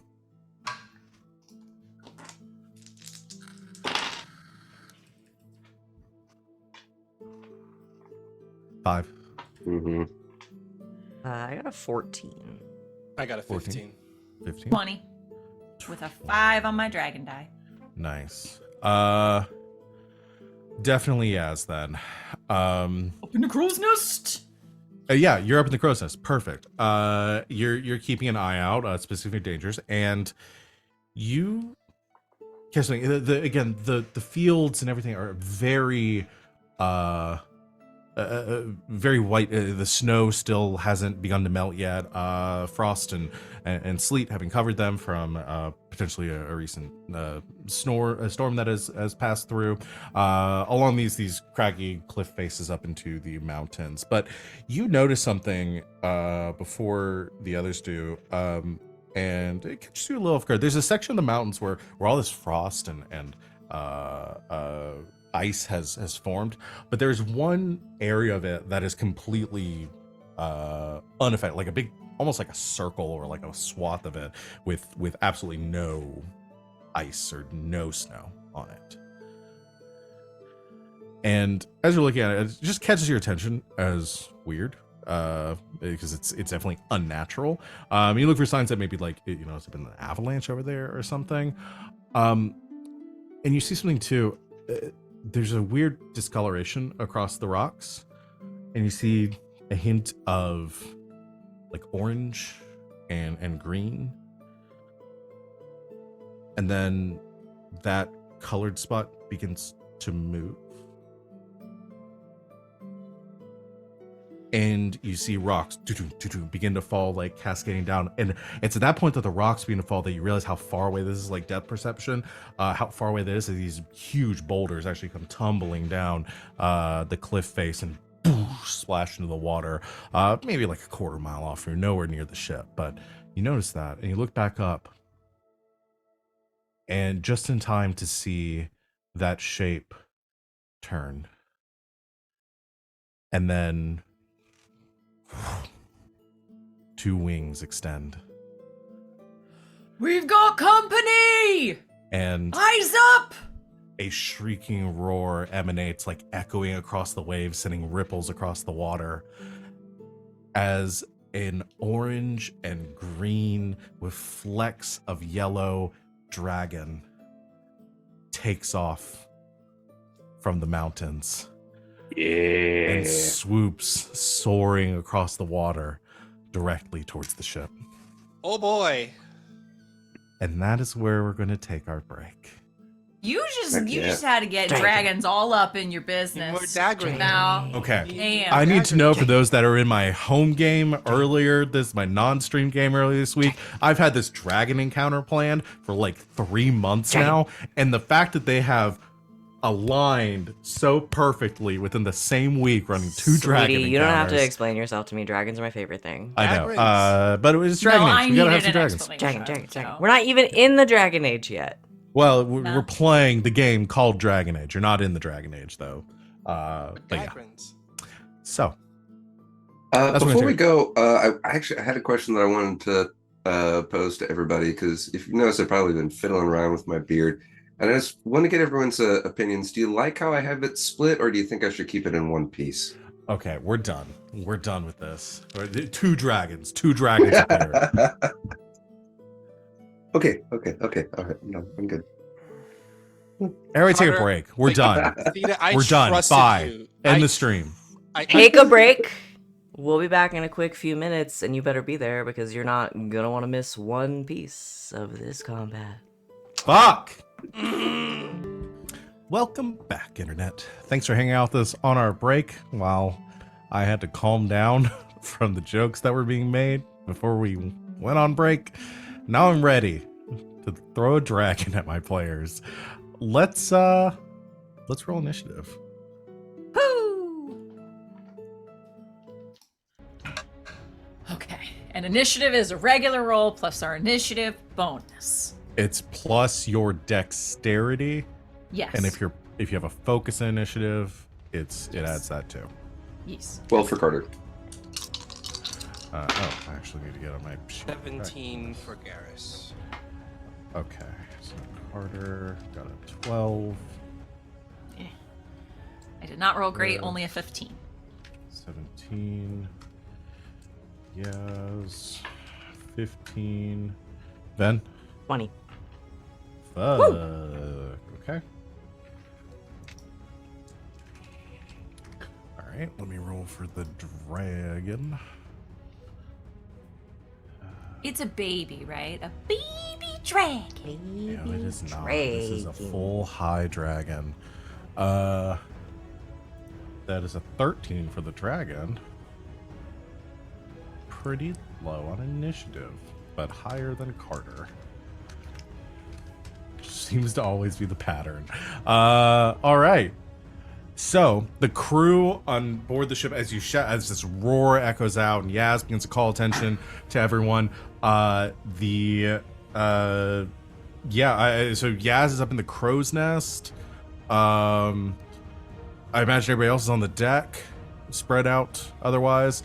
The Captain Hadar begins to yell to the crew members to brace and begin to batten down the ship. I am not going to run them as participants in this combat encounter, as they are focused on keeping this ship moving and floating. That is what they will focus on, unless needed drastically elsewhere. So that will be Venehn's turn to start then. I guess I'm gonna try to fight a dragon. Sure thing. Yeah, I'm gonna... Oh, I'm just reminding myself of what I can do in combat, because turns out it's a lot now.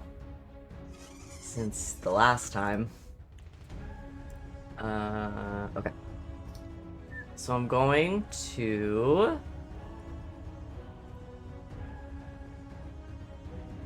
I guess aim and fire at a dragon. Okay. It is skimming across the water, heading straight towards you. It's not quite at the ship yet, but it will be there soon. So you can aim with your bow and fire. Myself the bonus. Sorry, I'm trying to pull up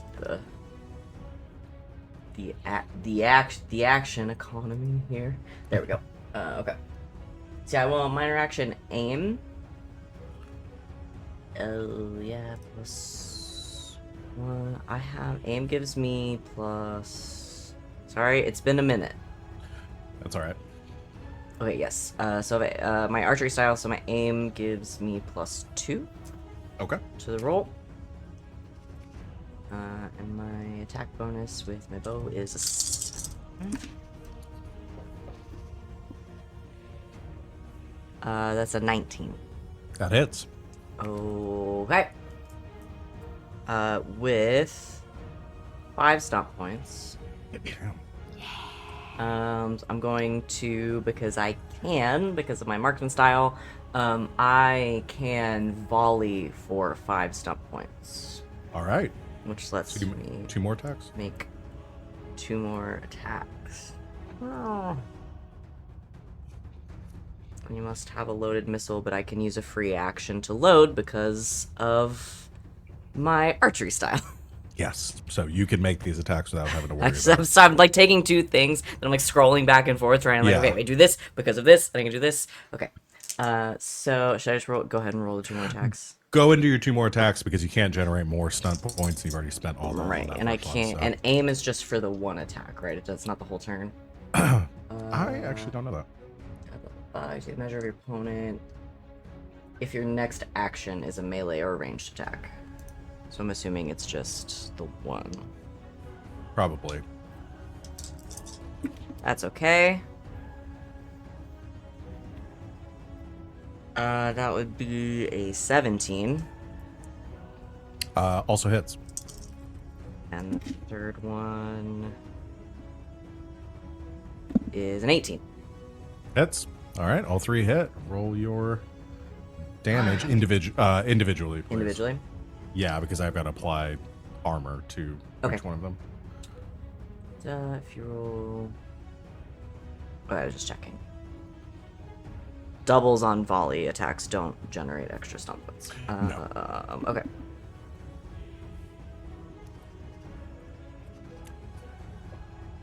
The first one is 13 damage. Okay. It hits. It seems to scrape off the armor. It's reduced by 11. Okay. So it does 2 damage. So dragon's thick, scaly hide. It's hard to pierce through. The second one is also 13. So another 2. And the third one is 14. So 3. I don't like that at So all. a total of 7 points of damage to the dragon With from 3 the 3 shots. hits. Again, That's the insane.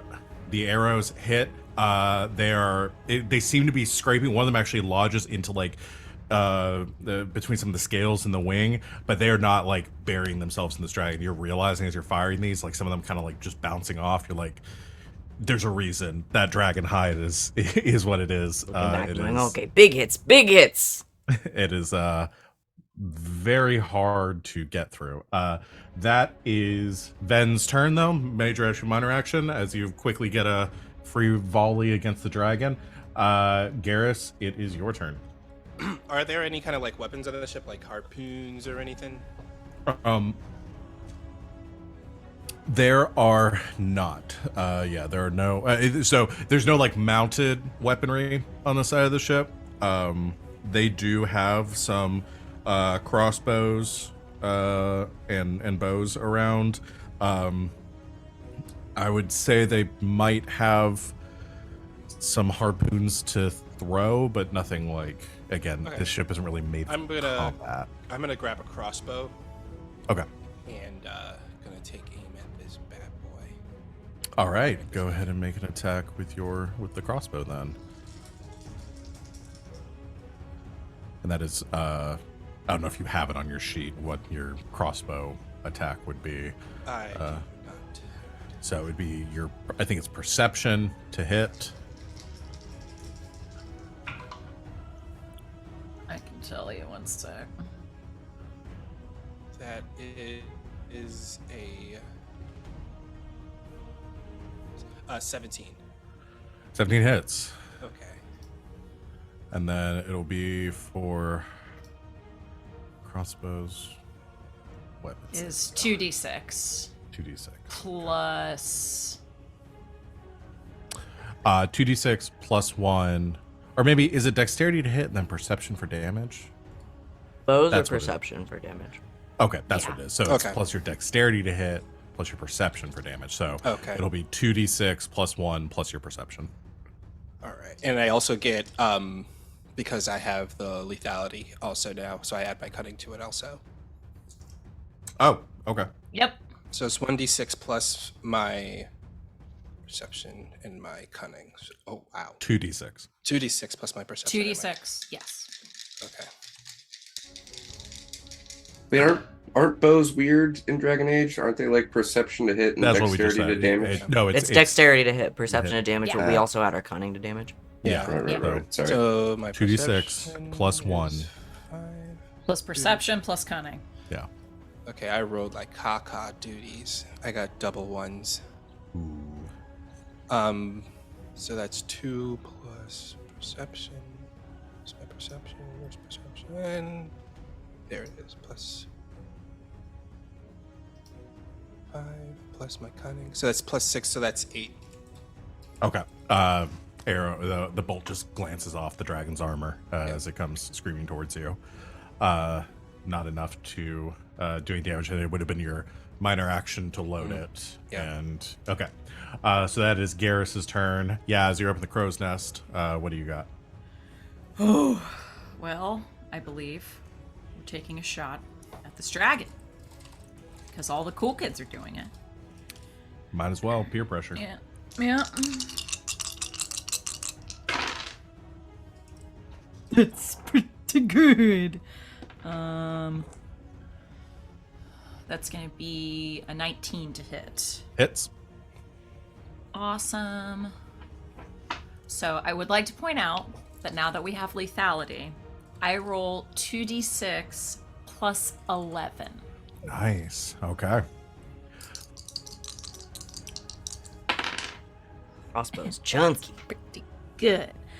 Oh, what am I doing? I also had 3 points on my On your you had some. dragon. I stunted. So I want to. I think I probably want to pierce armor, if that's possible, on a big old chunky dragon. It is. Yeah. Yeah. You can pierce Okay. armor. Let's see.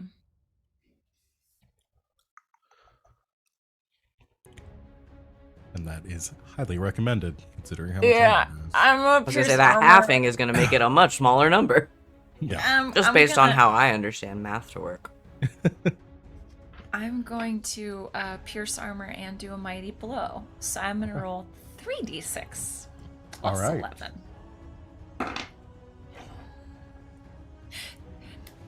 So I rolled the first two, 6, 4. Rolled the third one, 6. So that is 12 plus 4 is 16. Plus 11 is 27. 27 points damage. And you halved it, or you halved it, so it would be. I'm just double checking for pierce armor. Rounded down. Okay. So 22 points of damage. Mm-hmm. All right.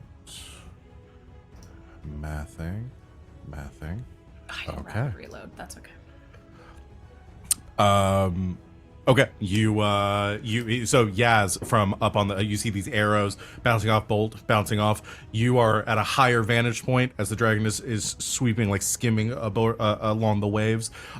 You aim your crossbow and fire, and it hits, and this one buries itself in the flank of the, as it kind of lets out a kind of move. You can see that one affecting it in the air as it beats its wings one more time, picking up speed. It is. Can I get out of the crow's nest? With a minor move. action? Yeah. Do you still have your minor action to do that? Yeah, because Okay. I was set to go. So Okay. I will have All to right. use my major action to reload next time because I'm silly. But can I do the fun thing of like throw something over the rope and do the whole Jack Sparrow yourself down. Yeah. Yes, you can do a. Let's do a dexterity check for me. Okay.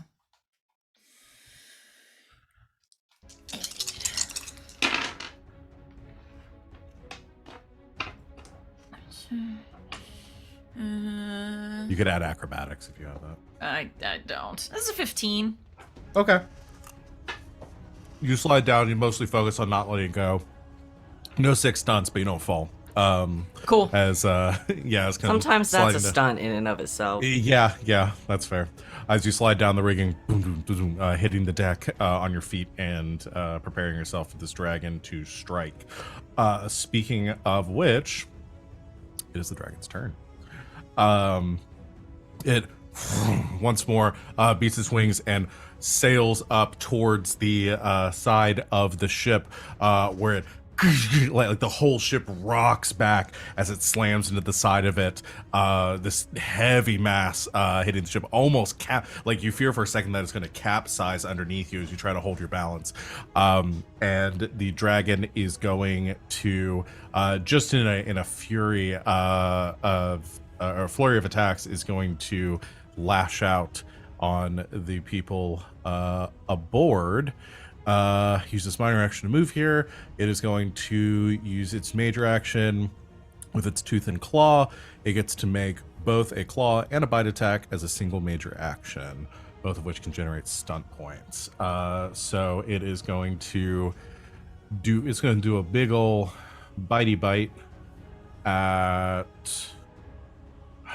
Yaz. You just parkoured your way down after hitting it with a bow. Or hitting it with your crossbow. I think it's pretty focused on you right now. That's fair. It is a fairly intelligent creature. Well, never mind. I said that, then I looked at its cunning. Never mind. It's going to make a bite against you. I don't taste good. We're at sea. We're gonna. I haven't see. showered. I'm like so salty, dude. You're gonna hate it. Mm-hmm. 17 against Yaz. That'll hit. Yeah. All right. And I'm just. Oh wait. Oh, 3 stunt points. Yes. It is going to. They were so excited. Sounds so It's so Every fun, stunt right? point. When you get It them, is. it's like so fun. It's gonna share the love. It's gonna do a lightning attack. No. With 3 stunt points. To do a second bite against Garas. Oh no. Uh, You'll get the blight if he. Yeah, I was gonna say if it Give it the eats dragon the Garas, blight. does it get the blight? Oh wait, no! Don't give a dragon the blight. Hold on. I Oh just no! Wait, remembered that's the first horrible. game. That's You want horrible idea. archdemons? Because that's how you get That's how you get archdemons. fucking archdemons. Garas has a 22 to hit you. So That it's definitely does gonna hit. Yeah. So let me do damage against the 2 of you first. So Yaz, that is 20 points of damage. Oof. Okay. Doofda. I rolled really high on that one. Garas, that is 14 points of damage. Okay. That's And it's not piercing. It's more of the average. No, it is not piercing. Okay. And then it's going to do a claw attack. I guess Venehn. I did shoot it 3 times. You did. Quick succession. Where the That's a 24 to hit. Sorry, I'm looking again. I'm the only one who hasn't fought anything recently. Yeah. Listen, I'm just going to assume a 24 hits you. Oh, I would imagine so. That's my defense. Yeah. Oh yeah, that's like 9 over. Okay, that hits. No stun points on that one though. So Yeah, it's that's right.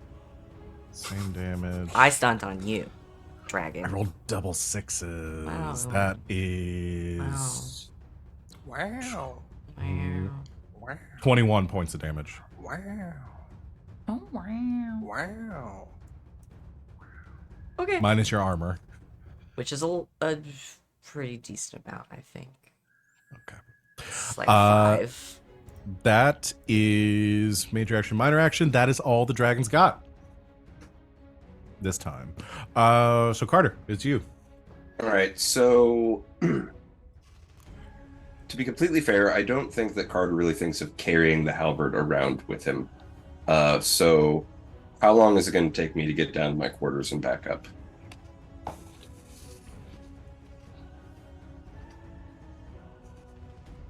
I'm gonna say y'all did succeed on the perception check. You had a little bit of time to get ready. So I will say if you use your minor action to move, you can have gotten your halberd. Cool. Okay. And back on deck at Yes. that point? Yeah. Okay. Yeah. All right, so re-emerging back on deck, I'm going to use my major action to cast telekinetic weapon, and the green fade light, covers the blade of the halberd, and that's really all I'm able to do. Okay. Prepare Oh, I guess yourself. I guess I need to roll for that though too. Yeah, you do need to roll to cast the spells. What is that? 17 for the target number. Clear that. Roll that.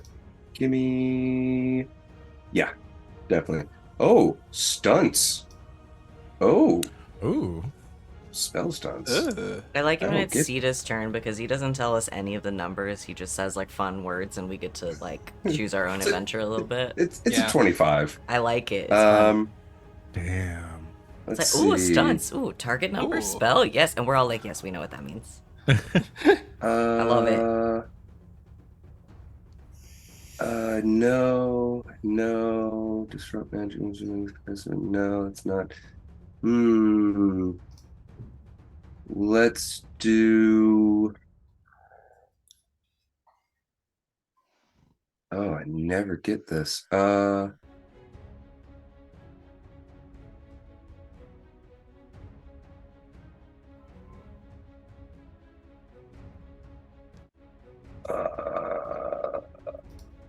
I'm gonna. You know what? I think I'm just gonna do. It only lasts for 1 round anyway until the beginning of my next round, but I'm going to do arcane armor for 6. So I've got an armor rating of 6 until the beginning of my next turn. Shit, nice. That is probably a good idea. That is Carter's turn, so we're back at the top with Venehn. Oh man, I guess I'm gonna try to shoot a dragon again. It's like my one thing that I can do. Yeah. Okay. It is, like I said, kind of clutched on to the side. Its claws digging into the depth, like splintering the wood. Massive creature with this beautiful kind of frills running down the sides of its neck, and these like gills almost that are kind of emanating flame that is building up inside of it. It's a gorgeous creature if it wasn't trying to kill you. It's like a giant toothless. Yeah, Venehn is just really hoping that they can like poke at it enough that it'll be like, ah, fuck this, and fly away. Yeah, I will. Yeah, I'm just gonna aim and fire. Okay. Size it up, try to find a weak point. Get that bow. Wow, it's so bad. 12. That misses. Wait. Plus 2. 14. Still misses. Yeah, I didn't think so. Damn. Just that. I got 1 stump point. Which you can't do if you miss, so. No, I was just trying to make myself feel better. Yeah.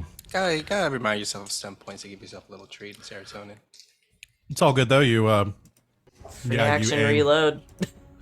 Yeah. Reloading as you again fire an arrow, it glances off. You're trying to find a weak spot to hit it at, but it's like I said, it's a big dragon just covered toe to tip with armor. That's toe to tip. That's a dragon. Toe to tip, that's a dragon. That's all I got. Garrus, is your turn. So it's on like the deck now. Yeah, I mean it is at level with the Okay, deck. It's then on- Garas is gonna using my ability, my ready ability. I get to draw my weapon as a free action, and I'm gonna run up. Could to I have been this- close enough to Garrus that I could have shared the telekinetic weapon with him? Yeah, so I don't know how the ability works. So the telekinetic weapon is like It's hovering near the dragon right now. No, no, that's levitate. I know it's Oh. it's dumb. Telekinetic is the one that adds the extra damage, and Oh, that's that's weird. yeah. Okay, and you can share that with people within a certain radius Yes, of you? and yeah, I forget what the range is. 1 second, sorry. However, it doesn't add anything to like the attack roll. So while I'm looking that up, Just the damage. Okay, so Garrus, go to make Yeah. your attack, and we can see. Okay. Oh.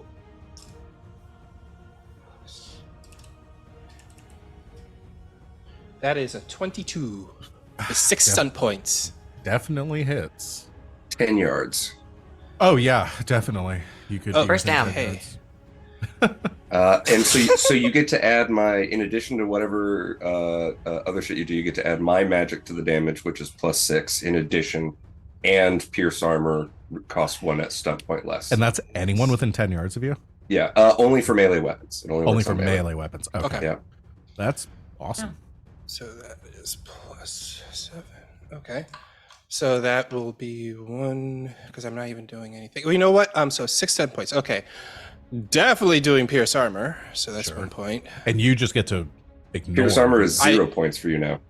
Because that's the other thing telekinetic weapons does. Oh! Is it reduces the cost by 1, and it even says it stacks with the rogue. Oh! So, okay. So you Dang. just get to do that for free if you. do Yeah, it at some and point. I just pierce, and I ignore all armor with my pierce armor now. That's awesome. So Good that's synergy. still 6 points. I'm going to do, since I got it, I'm going to do lethal blow for 5 points. Okay. And sure, why not? I'm a skirmish this thing. Okay. I will go ahead and say you have to spend the points, but you do figure this. You do learn this now. It is immune to skirmish Oh, all right, cool.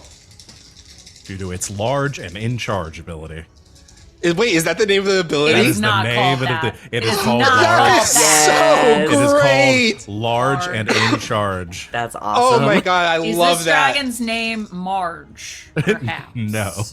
Look, I've been going down a rabbit hole of things that scared kids as they're young, and Large Marge has Large been. Marge. Ho, ho. Ho, ho, ho. I'll also mention, because you guys can pick this up based on like context clues too. I'm going to assume, as of right now, Yaz and Ben are not this close, but this any creature within 4 yards of the dragon is considered adjacent to it. Got it. Just for the Oh, sake of I'm like Damn. fucking as far away from it as I No. can get. My No. range on this bow is Yeah. crazy. So that is 12 plus. That's 18 points. 8. Wait, and I didn't add. What do I add from you, Carter? 6. So that is 20. That is 24 points. Straight to the dome. All right. Oh, I gotta do some math. Okay. Oof, that's a big hit. Big nasty hit. As you can feel the magical like resonance with your blade, that's like the green fade energy encases your rapier from Carter's telekinetic weapon. You pierce like effortlessly through the through like I say like one of the legs of the dragon is right next to you, and you just like skewer straight through it with your rapier, and the dragon just screeches this high pitched kind of dinosaur like screech with pain from that hit. Okay. Okay, so yeah, I did my minor injection to move up to it. Yep, that's all I can do. All right, that is Garrus's turn. Up there facing down the dragon. Yaz, it is your turn now. Literally all I can do right now is use my major action to reload, and I'm going to use my minor action to activate my shadow mode. And that's all I got. I'm easy. I'm done. Okay. Action, reload, minor action. All right, Yaz, just finding a bit of shadows within underneath like the canopies of the ship, trying to disappear and get out of sight of this dragon. It is the dragon's turn now, and yeah, let's do this because I think it needs to do this at least once this fight. It is going to. Like, does it?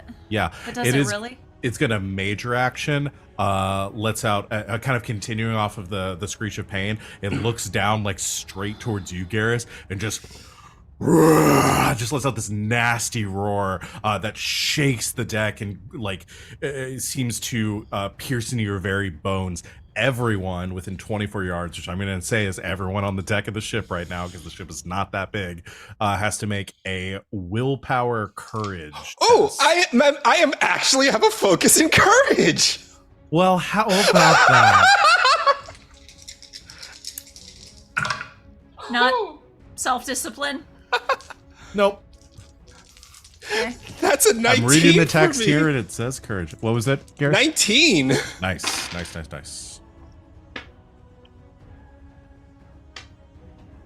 don't want to talk about it. Let's just assume I failed. 11. 11. Okay. 15. 15. Okay. Yaz and Garas succeed. The other two fail. Good job, guys. If you fail, you feel this like again this instinctual like this fear take over you. You freeze in place. You cannot take any major action your next turn except run. That's the only thing you do with your major action on your next turn. Oh dang. The dragon is then going to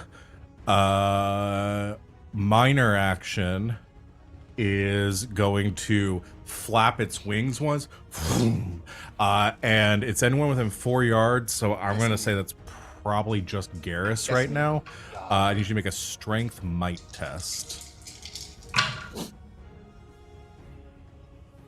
16. You succeed. You are. Let's see. Oh, okay, so nothing happens. So the wind hits you, almost tries to push you back, but you are not thrown backwards. You manage to hold your ground and stay there despite the buffeting of the wings. And that is it for the dragon. Carter, it is your turn. You failed. You can still do a minor action. You just can't do a major action, except unless you want to use your major action to run. Can I ask a question? Yes. So does that take out the ability to do 2 minor actions on a turn in place of a major action? You can do 2 minor actions. Okay. Yeah.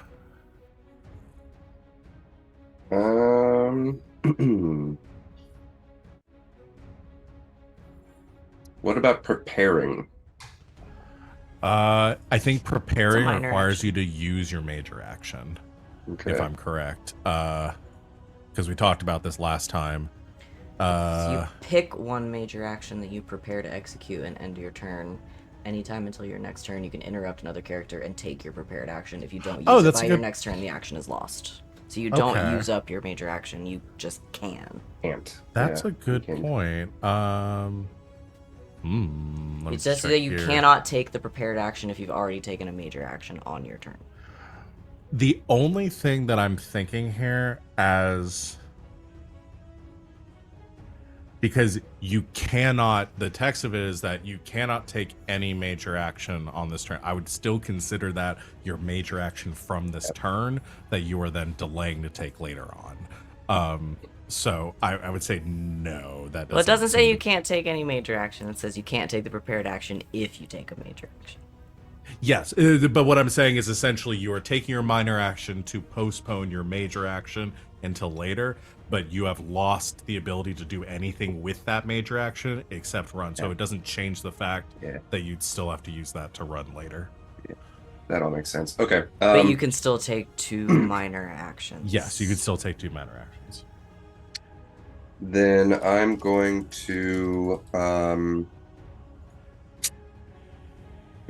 guard up at +2. So if you have any opposed tests you need me to make until the next round, I get -2 to them, but I also get +2 to my defense. Okay. And then I'm going to use my major action to activate combat mode. And so Eckert's ghostly armor forms around my body. Okay, cool.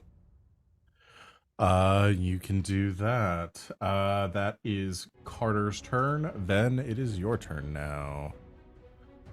Okay. I'm gonna do 2 minor actions. I'm gonna move as far away as I can get.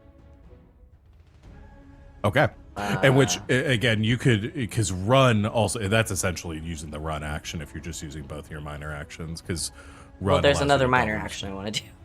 Oh, okay. So using your minor action. Yeah, one I wasn't minor done. action to. Okay, I think I misunderstood and thought you said you were going to use your minor action to run twice. No, sure. I want to use minor action to move. Okay.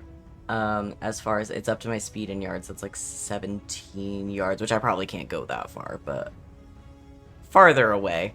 And then I will also guard up at a +2. Okay, perfect. That is Ven's turn. Garas, is your turn. Yeah, do I still have the telekinetic weapon still going for me? Yeah. Cool. Less a minute. I'm gonna try to bluff this dragon. Okay. So it needs to make a beat my deception with a self-discipline willpower. Self-discipline, willpower. What's the willpower of it? Holy shit. Okay. It's gotta beat a 19.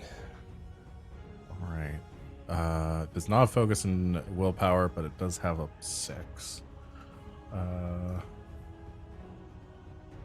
That is a 22. Okay, so I don't get the bluff. I'm gonna attack it then.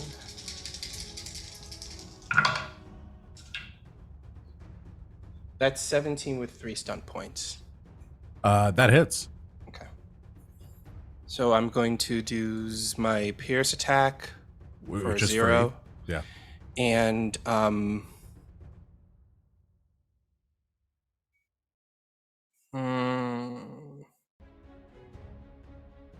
yeah, and then I'm going to use 2 more to go into a defensive stance. Okay. So that gives me +2 bonus to my defense. So right now my defense is now 20. Your defense is normally 18? Because of duelists, because my my defense is now 19 because of that. Because of my defense is normally 15. Oh wait, no, I did math wrong. No, now it's 18. Yeah, now it's 18. Because normally my defense is 15, but then duelist brings me up to 16 and +2 is 18. Gotcha. Okay. I did math wrong. That's fine. That's fine. I was just like, how is your defense so high already? Have you got your dexterity so high? That makes sense though. All right. So, did you do your damage? I didn't do my damage yet. Okay, No. gotcha. That is 11. 11 points of damage straight through. 11 points. All right. So, okay. 11 points of damage. Again, slashing across the dragon's scale, or piercing through the dragon's scales with your rapier. Its attention is like laser focused on you right now with that hit. Yeah. As you are the only thing that is consistently hurting it right now, and hurting it a great deal. So it seems like it's focused on you for this next round. Let's go. That Garas is being kind of a badass right about now, and I gotta say that. You've done a lot of damage to this thing. It is Yaz's turn. All right. Oh, gonna try to backstab a dragon. So in shadow mode, I get a bonus to my stealth, which is great. So I'll try to stealth this thing, jump behind some crates or something. Okay, and then he has to make a Perception seeing check. perception seeing. All right.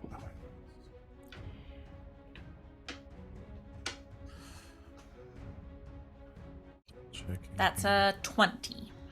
I think you succeed. Just double check. He doesn't have anything to add beyond that. Nope. Yeah, you succeed. Sweet. Okay, so I get a +2 to this attack, and if it hits, the plus a d6.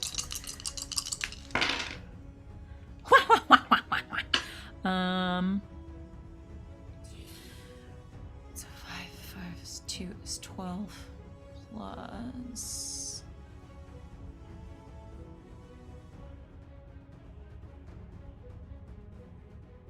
Plus 7. It's a 19.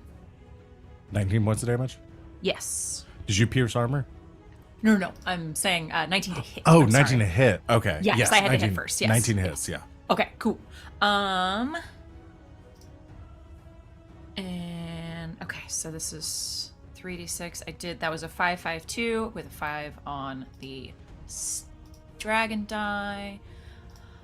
So we're going to rapid reload. So I don't want to deal with that bullshit again. Pierce armor. And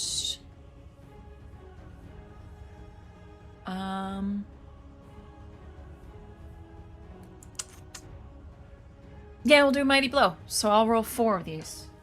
Okay. Yeah.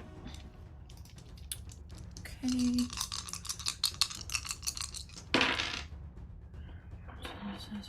Eight,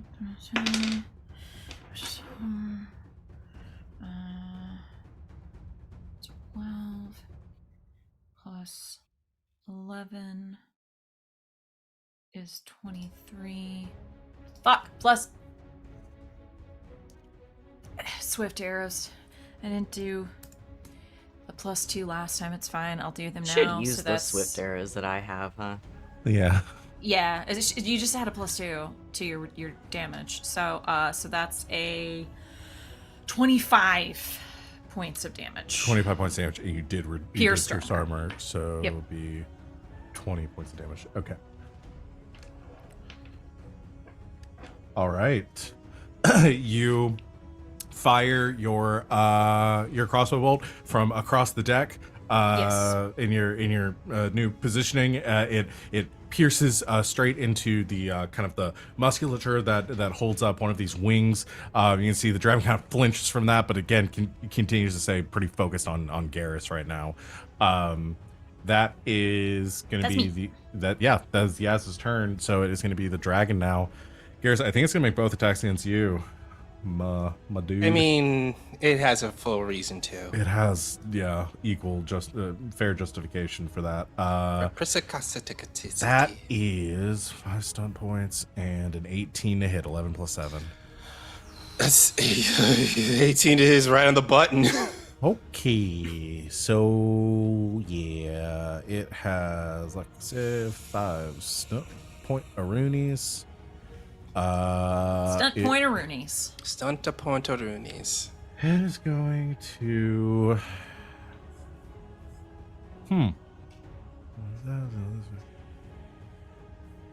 It is going to lethal blow on the bite attack against you. I'll just go ahead and roll damage on this one. So that'll be 46. 23 points of damage. Ouch! And then second attack with the claws. That's 21 with 3 stunt points. That hurts. Is going to... It's going to lightning attack. So I'll do another attack. Look, I pissed it off. I get it. I really pissed it off. 22 to hit. Yeah, I hit. All right, Yeah, so this will be, I'll just roll this. Oh, no, I'll roll separately because you got to apply your armor. Yeah. First one is 15. Okay. Second one is...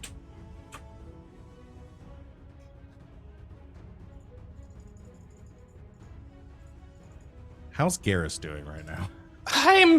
Wait, what was the second hit? 20 points of damage. Oh, I'm down to 10.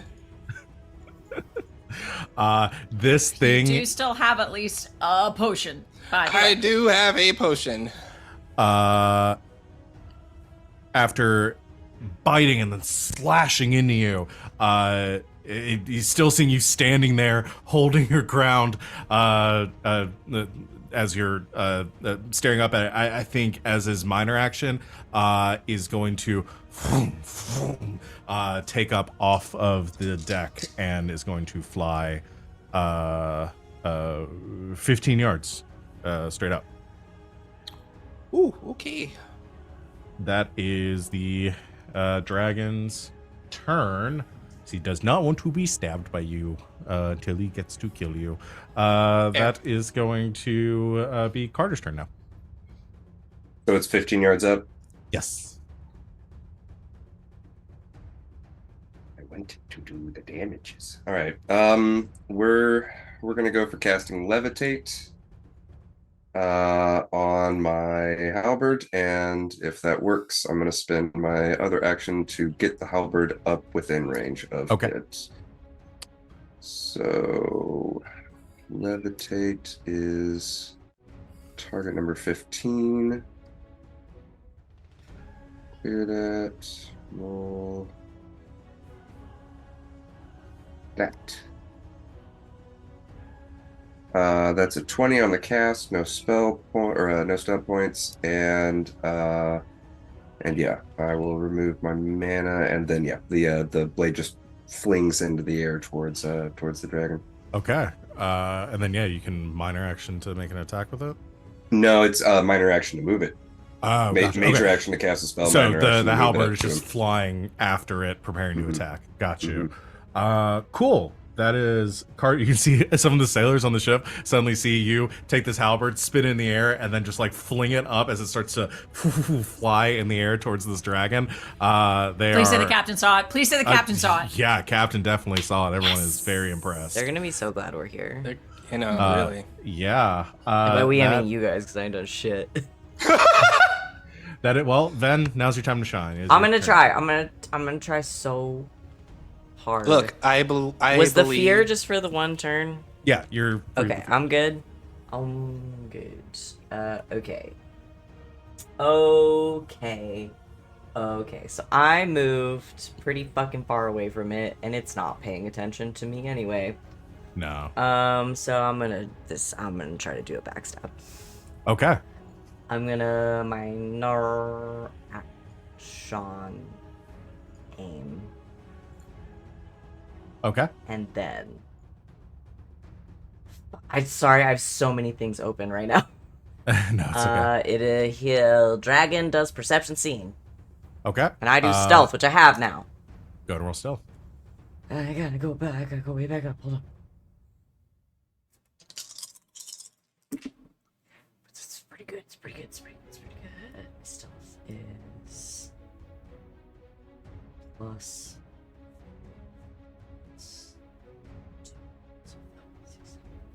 8. 10. No. 10. 23. 23 stealth? Yeah. Yeah. You succeed. Yeah. Okay. We've got the backstab. Good news, everyone. Oh god, okay.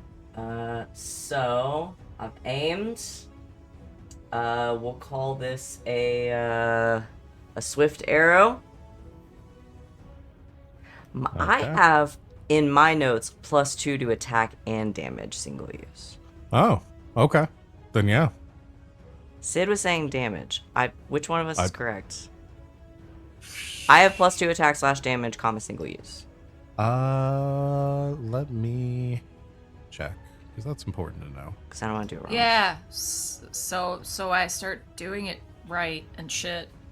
I mean, your at least swift you were doing missiles, it. I mean, I was only doing it to damage when I remembered.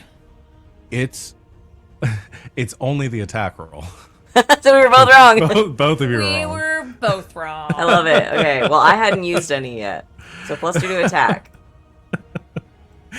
Yeah, +2 to Okay, attack. so I minor action aim. I've stealth. I'm gonna go ahead and call this a swift arrow, and that'll give me a +4 to my attack with the swift arrow and the aim, and then the backstab will give me an extra +2, which will give me an extra 6 on this attack. I'm gonna hit it. Do it. I'm gonna hit it. Fuck it up. Fuck it up. Fuck it up. Okay. That is 10, 14, 15, 21 + 6 to Oh, hit. you definitely hit it. Yeah. Okay. No, not even With close. 4 stump points. Nice. So I'm gonna use those. Is the dragon directly above the ship? Or is it sort of out over the water? It's kind of out over the water. It's not like directly because the masts and the rigging are up above. It couldn't really be directly above the ship. If I were to push it back 2 yards, would it be in any danger of falling on the ship? No, but you also know you can't push it. Cause it's you large can't and in push it? charge. I can't push it. You can't skirmish it or not get prone. Damn. Large and in charge. Well, listen, there's a lot of rules to remember. That's okay. That's okay. So what I'm gonna do instead is I'm gonna pierce armor for 1. Okay. And then I'm going to use the other 3 to... Not you. Close, please. I don't need you. Pierce armor for 1. And I'm going to... Because I can reload as a free action lightning attack for the other 3. Okay. Yes. Okay. I'll go ahead and roll that attack. Go to roll your attack. It's not going to be as high as the last one. But...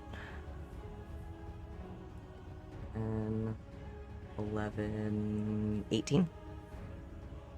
18 hits. Okay. So for the little lightning attack, its armor is halved. I'll just do damage math real quick. The lightning attack is gonna be 12 plus 6.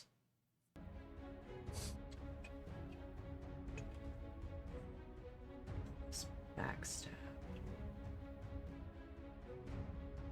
Fuck did backstab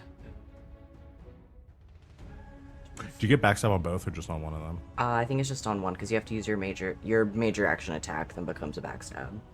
Gotcha. Is my understanding. It says it. That I makes have. If you sense. win, use your major action to backstab. So it's actually 6. So it's 20. That is 30. So 30 points damage on the first attack? No, that's all of it. Oh, it needs to be separate because the lightning The attack baby damage is- attack was okay. 30, 22, 18. Okay, so 18 on one. That is that the one with the halved And that's the one armor? that's halved. Okay. So it'd be 13 points of damage to it. Nice. Okay. And then I just yeah, and then the Math lightning so well, attack man. is right, 18. was it 12 because you 26. said you had 30. No, 8, 9, 10, 11. Yes, 12. 12. Separated my dice out. All right. So So second that one doesn't probably doesn't do anything. It does 1 point of damage. I mean, it's something. As you fire at this dragon, the two bolts, the two arrows, first one sinks into it. You get a very good shot off on that first one. It again lets out another roar of pain. The second one kind of scrapes off as his attention now looking towards other people hitting it. That is Ven. That is your turn. There can't possibly be anything else I can do. I don't think you can because you minor action aimed. So, Yeah. Yeah, that'll be it. Good job, Van. Good hits. We just have so many abilities. Yeah, you do. Garas, it is your turn. Okay. Since it flew up in the air, Garas is just gonna turn and run, and like kind of slide behind like probably like the mast, Okay. and sit down behind him, chug a healing potion. Okay. Go ahead and do your healing. And how much is it again? It's like, That's a great question. These were greater healing potions. Am I correct in that, or did y'all have regular healing potions? I think we had. I think we only got the greater ones. Yeah. Because there's lesser, regular, greater, and potent. I think they're the regular ones. Oh. Yeah, I think they were regular. That's what I have in my inventory. Yeah, they're Unless regular. we got I have- different. That makes Unless sense. people got different ones. Nah, it's regular because I have listed down regular in my. Okay. We did, so they're 4. Yeah, they're regulars. so 4d6? healing 4d6. potion is 4d6 plus your constitution. Plus con.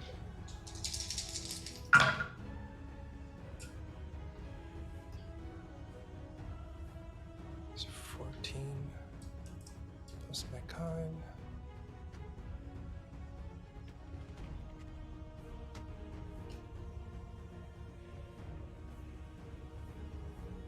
Okay, that's 16. Okay, you get 16 health back. Yeah. That is Garrus's turn. Yaz, it is your turn now. Doing it again. Go for it. Where, cartwheeling behind another crate or bow or something, and we're gonna try and backstab the dragon. Okay.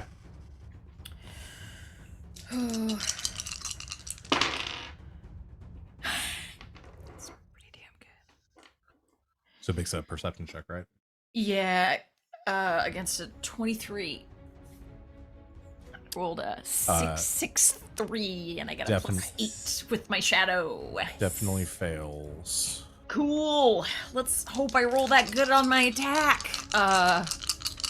Okay, so with my attack, I have the +2 from this, and now the +2 from the swift arrows.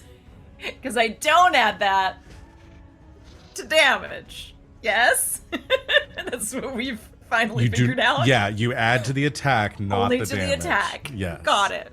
Understood. Cool. Here we go. I'm really good at playing TTRPGs, We'll you guys. figure out- Like, you know, I don't we're know. only- I don't know if you realize this. We're only 30 sessions in. We're gonna get this We'll by figure it session out 60. eventually. We're gonna get there. We're By gonna session get there. 60, we'll know how to play this game. Oh Lord. Okay. 6, 3, 3. That's 9 is 12. Plus 7.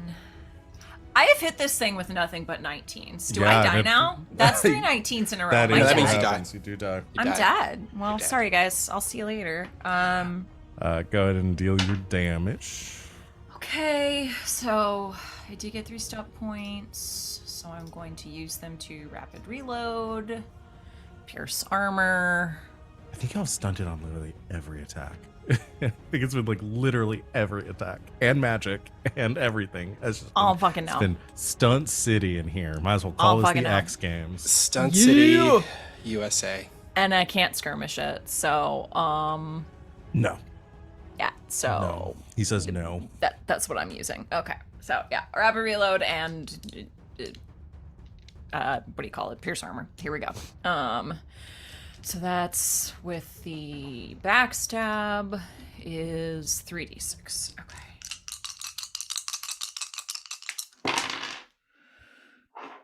That's garbage. Okay. 8, 9. It's only 20. 20 points 20. damage. With pierce armor. You did pierce armor. Okay, Yes. so it'll be 15 points of damage. That'll be.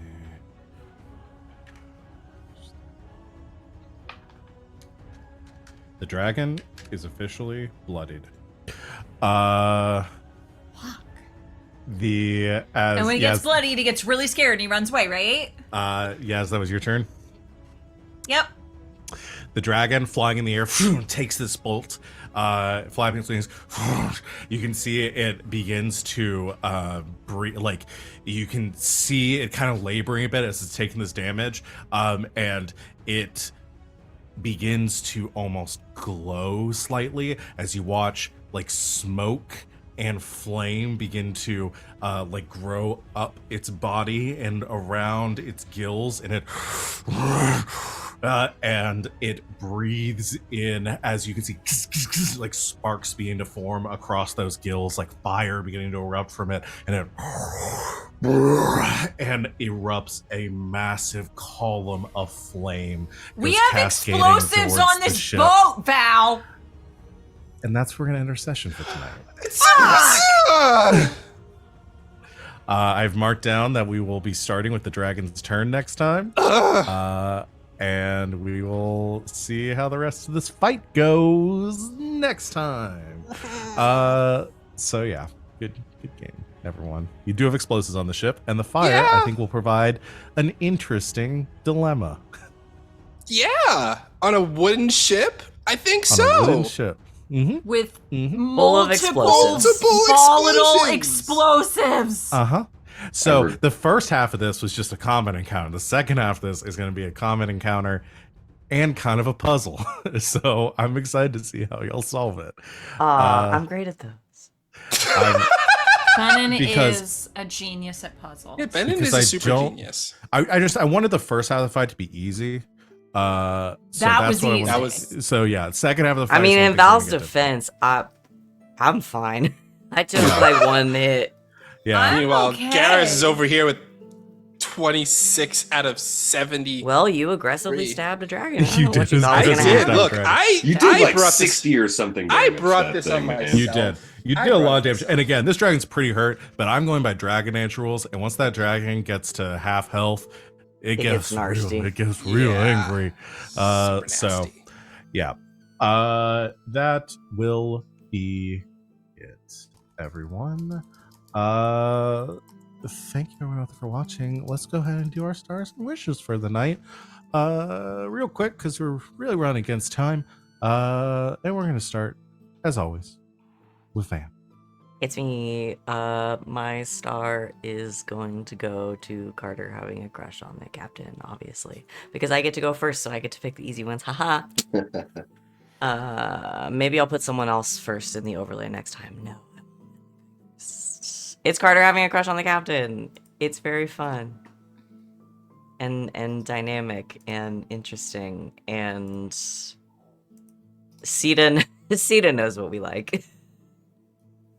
Sita plays to his audience. Sita Sita knows what what we we're like. about. Sita is 1% knows what we're Sita knows about. what we like. That's my star. My wish is... My wish. My wish. Is... I'm just really excited to see Venehn's ex-boyfriend and figure out what happened and why they're exes. Because Venehn doesn't know. That's what I Maybe want. it's like a notebook thing, and like he was actually sending you letters for an entire year, and your mistress stole them and never give them to you. Maybe it's like a lake house thing, and he's like 70 See, years in the future. I was gonna say that. I was gonna say like that, or the time traveler's wife kind of situation. Maybe it's a P.S. I love you thing, and he's Nope. dead. No. No. I'm excited to find out. Which ridiculous rom-com it is, you mean? I'm leaning towards time traveler's wife. 50 First Dates. Oh. Oh no! He's no. pretty dumb. Oh no! Oh. Oh no! That just means he's played by Adam Sandler, and I don't know if I. No, Can I'll tap see out of that. that one. Yeah. No fair thanks. Oh hey there, Venehn, how you doing? It's been a while. Okay, no. enough. Stop. Thank you, Van. Thank you. What would you do, Venehn? Sid, Stop it! Sid, you want to go? You want to go so I can? Yes, as leave? long as Adam Sandler stops. My star, I think, will just go to Venehn and Garas for always getting up to shenanigans. So just immediately glomming onto that and deciding to weeks. play wingmen. Just amazing. I love it so. And yeah, you all know your audience too. Come on now. Ship captain reporting for duty. My wish.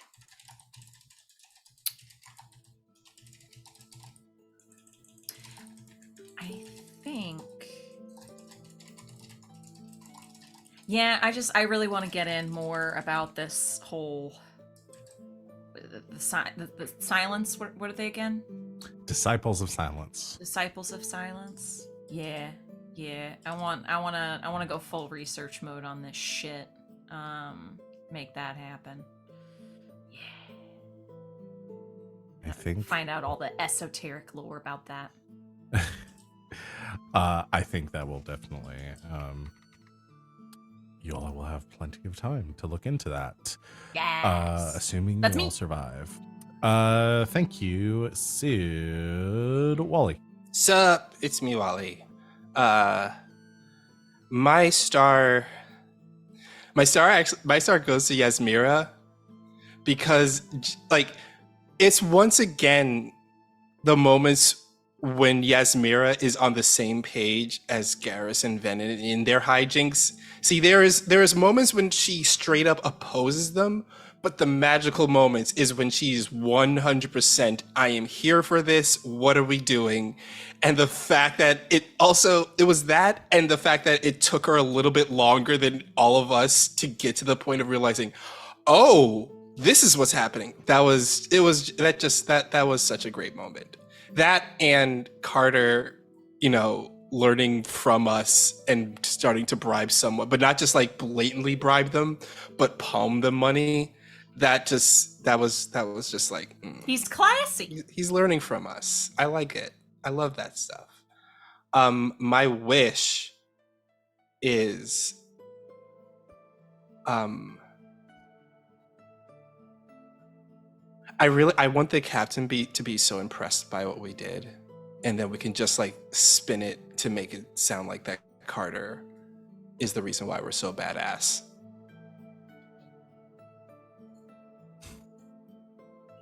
I think we can do that. I think Carter has plenty of time to do some badass stuff in the second half of this fight too. Now you got all your prep work done. Yeah. Okay.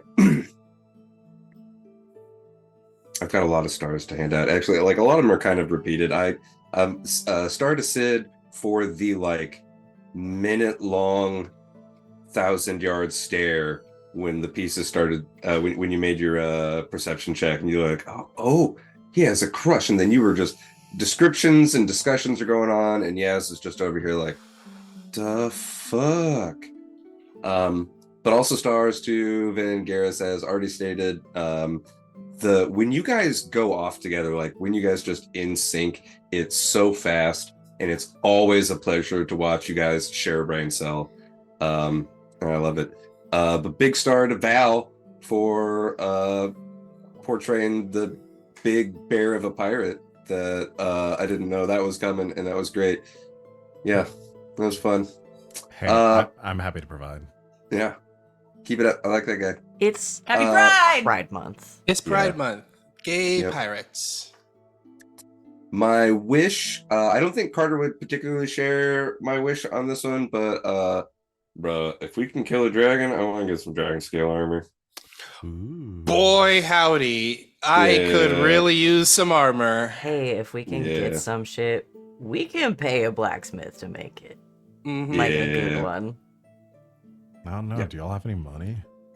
I think so. How much do we have in our party funds? again? Funds are a 22. little tight. Only 22,000 I think that might be enough. silver. I think that might be And enough. we're getting yeah. what, another 5 if we complete this mission. Mhm. We may have Yeah. enough. We may have enough. Yeah. So that's me. Awesome. Thank you, Sita. That's it. We're all done. Awesome. We're over time, so I'll make this quick. Thank you for joining us here tonight. If you liked what you saw, join us tomorrow at 7 o'clock Eastern time for the finale, the epic finale of Squire Squad. You're playing Masks. It's the end of a long journey over 2 years with a rotating cast of players coming in and out, and it's going to be a lot of fun. So go join them for that, and join us later in the week for all of our other shows. Lots of fun stuff. Look below our faces. You can see our full lineup and our schedules. Thank you to my Levia players. Despite all of the just terrible jokes and I feel personally. I need attacked to by those watch an jokes. episode of One Piece I tonight to get the do. stink off me. That sounds like an excellent idea. But I Thank you appreciate for the game. I appreciate y'all nonetheless, and I promise the dragon had nothing to do with that. I tell you what, they're gonna see us a week from now, right? I'm waiting for it. And it seems like a long time. You just Go take it on. one piece at a time. It's not so bad. Look, we need Sorry all of about- this to stop. We've got to start cooperating. There should really just be a single one piece between us. Thank you everyone out there for watching. We'll see you next time. Until then, don't share the things you love with your Don't. players. Internet. Because they'll make fun of you. Still haven't seen That's not one the episode. sign off. That's not the sign off. Crush your dreams, Internet. I'm not going away until you say it. All right. We'll see everyone in 1 week. And until next time, good game and good night, Internet. And it's pronounced Luffy? Is Oh that... my Fuck. god.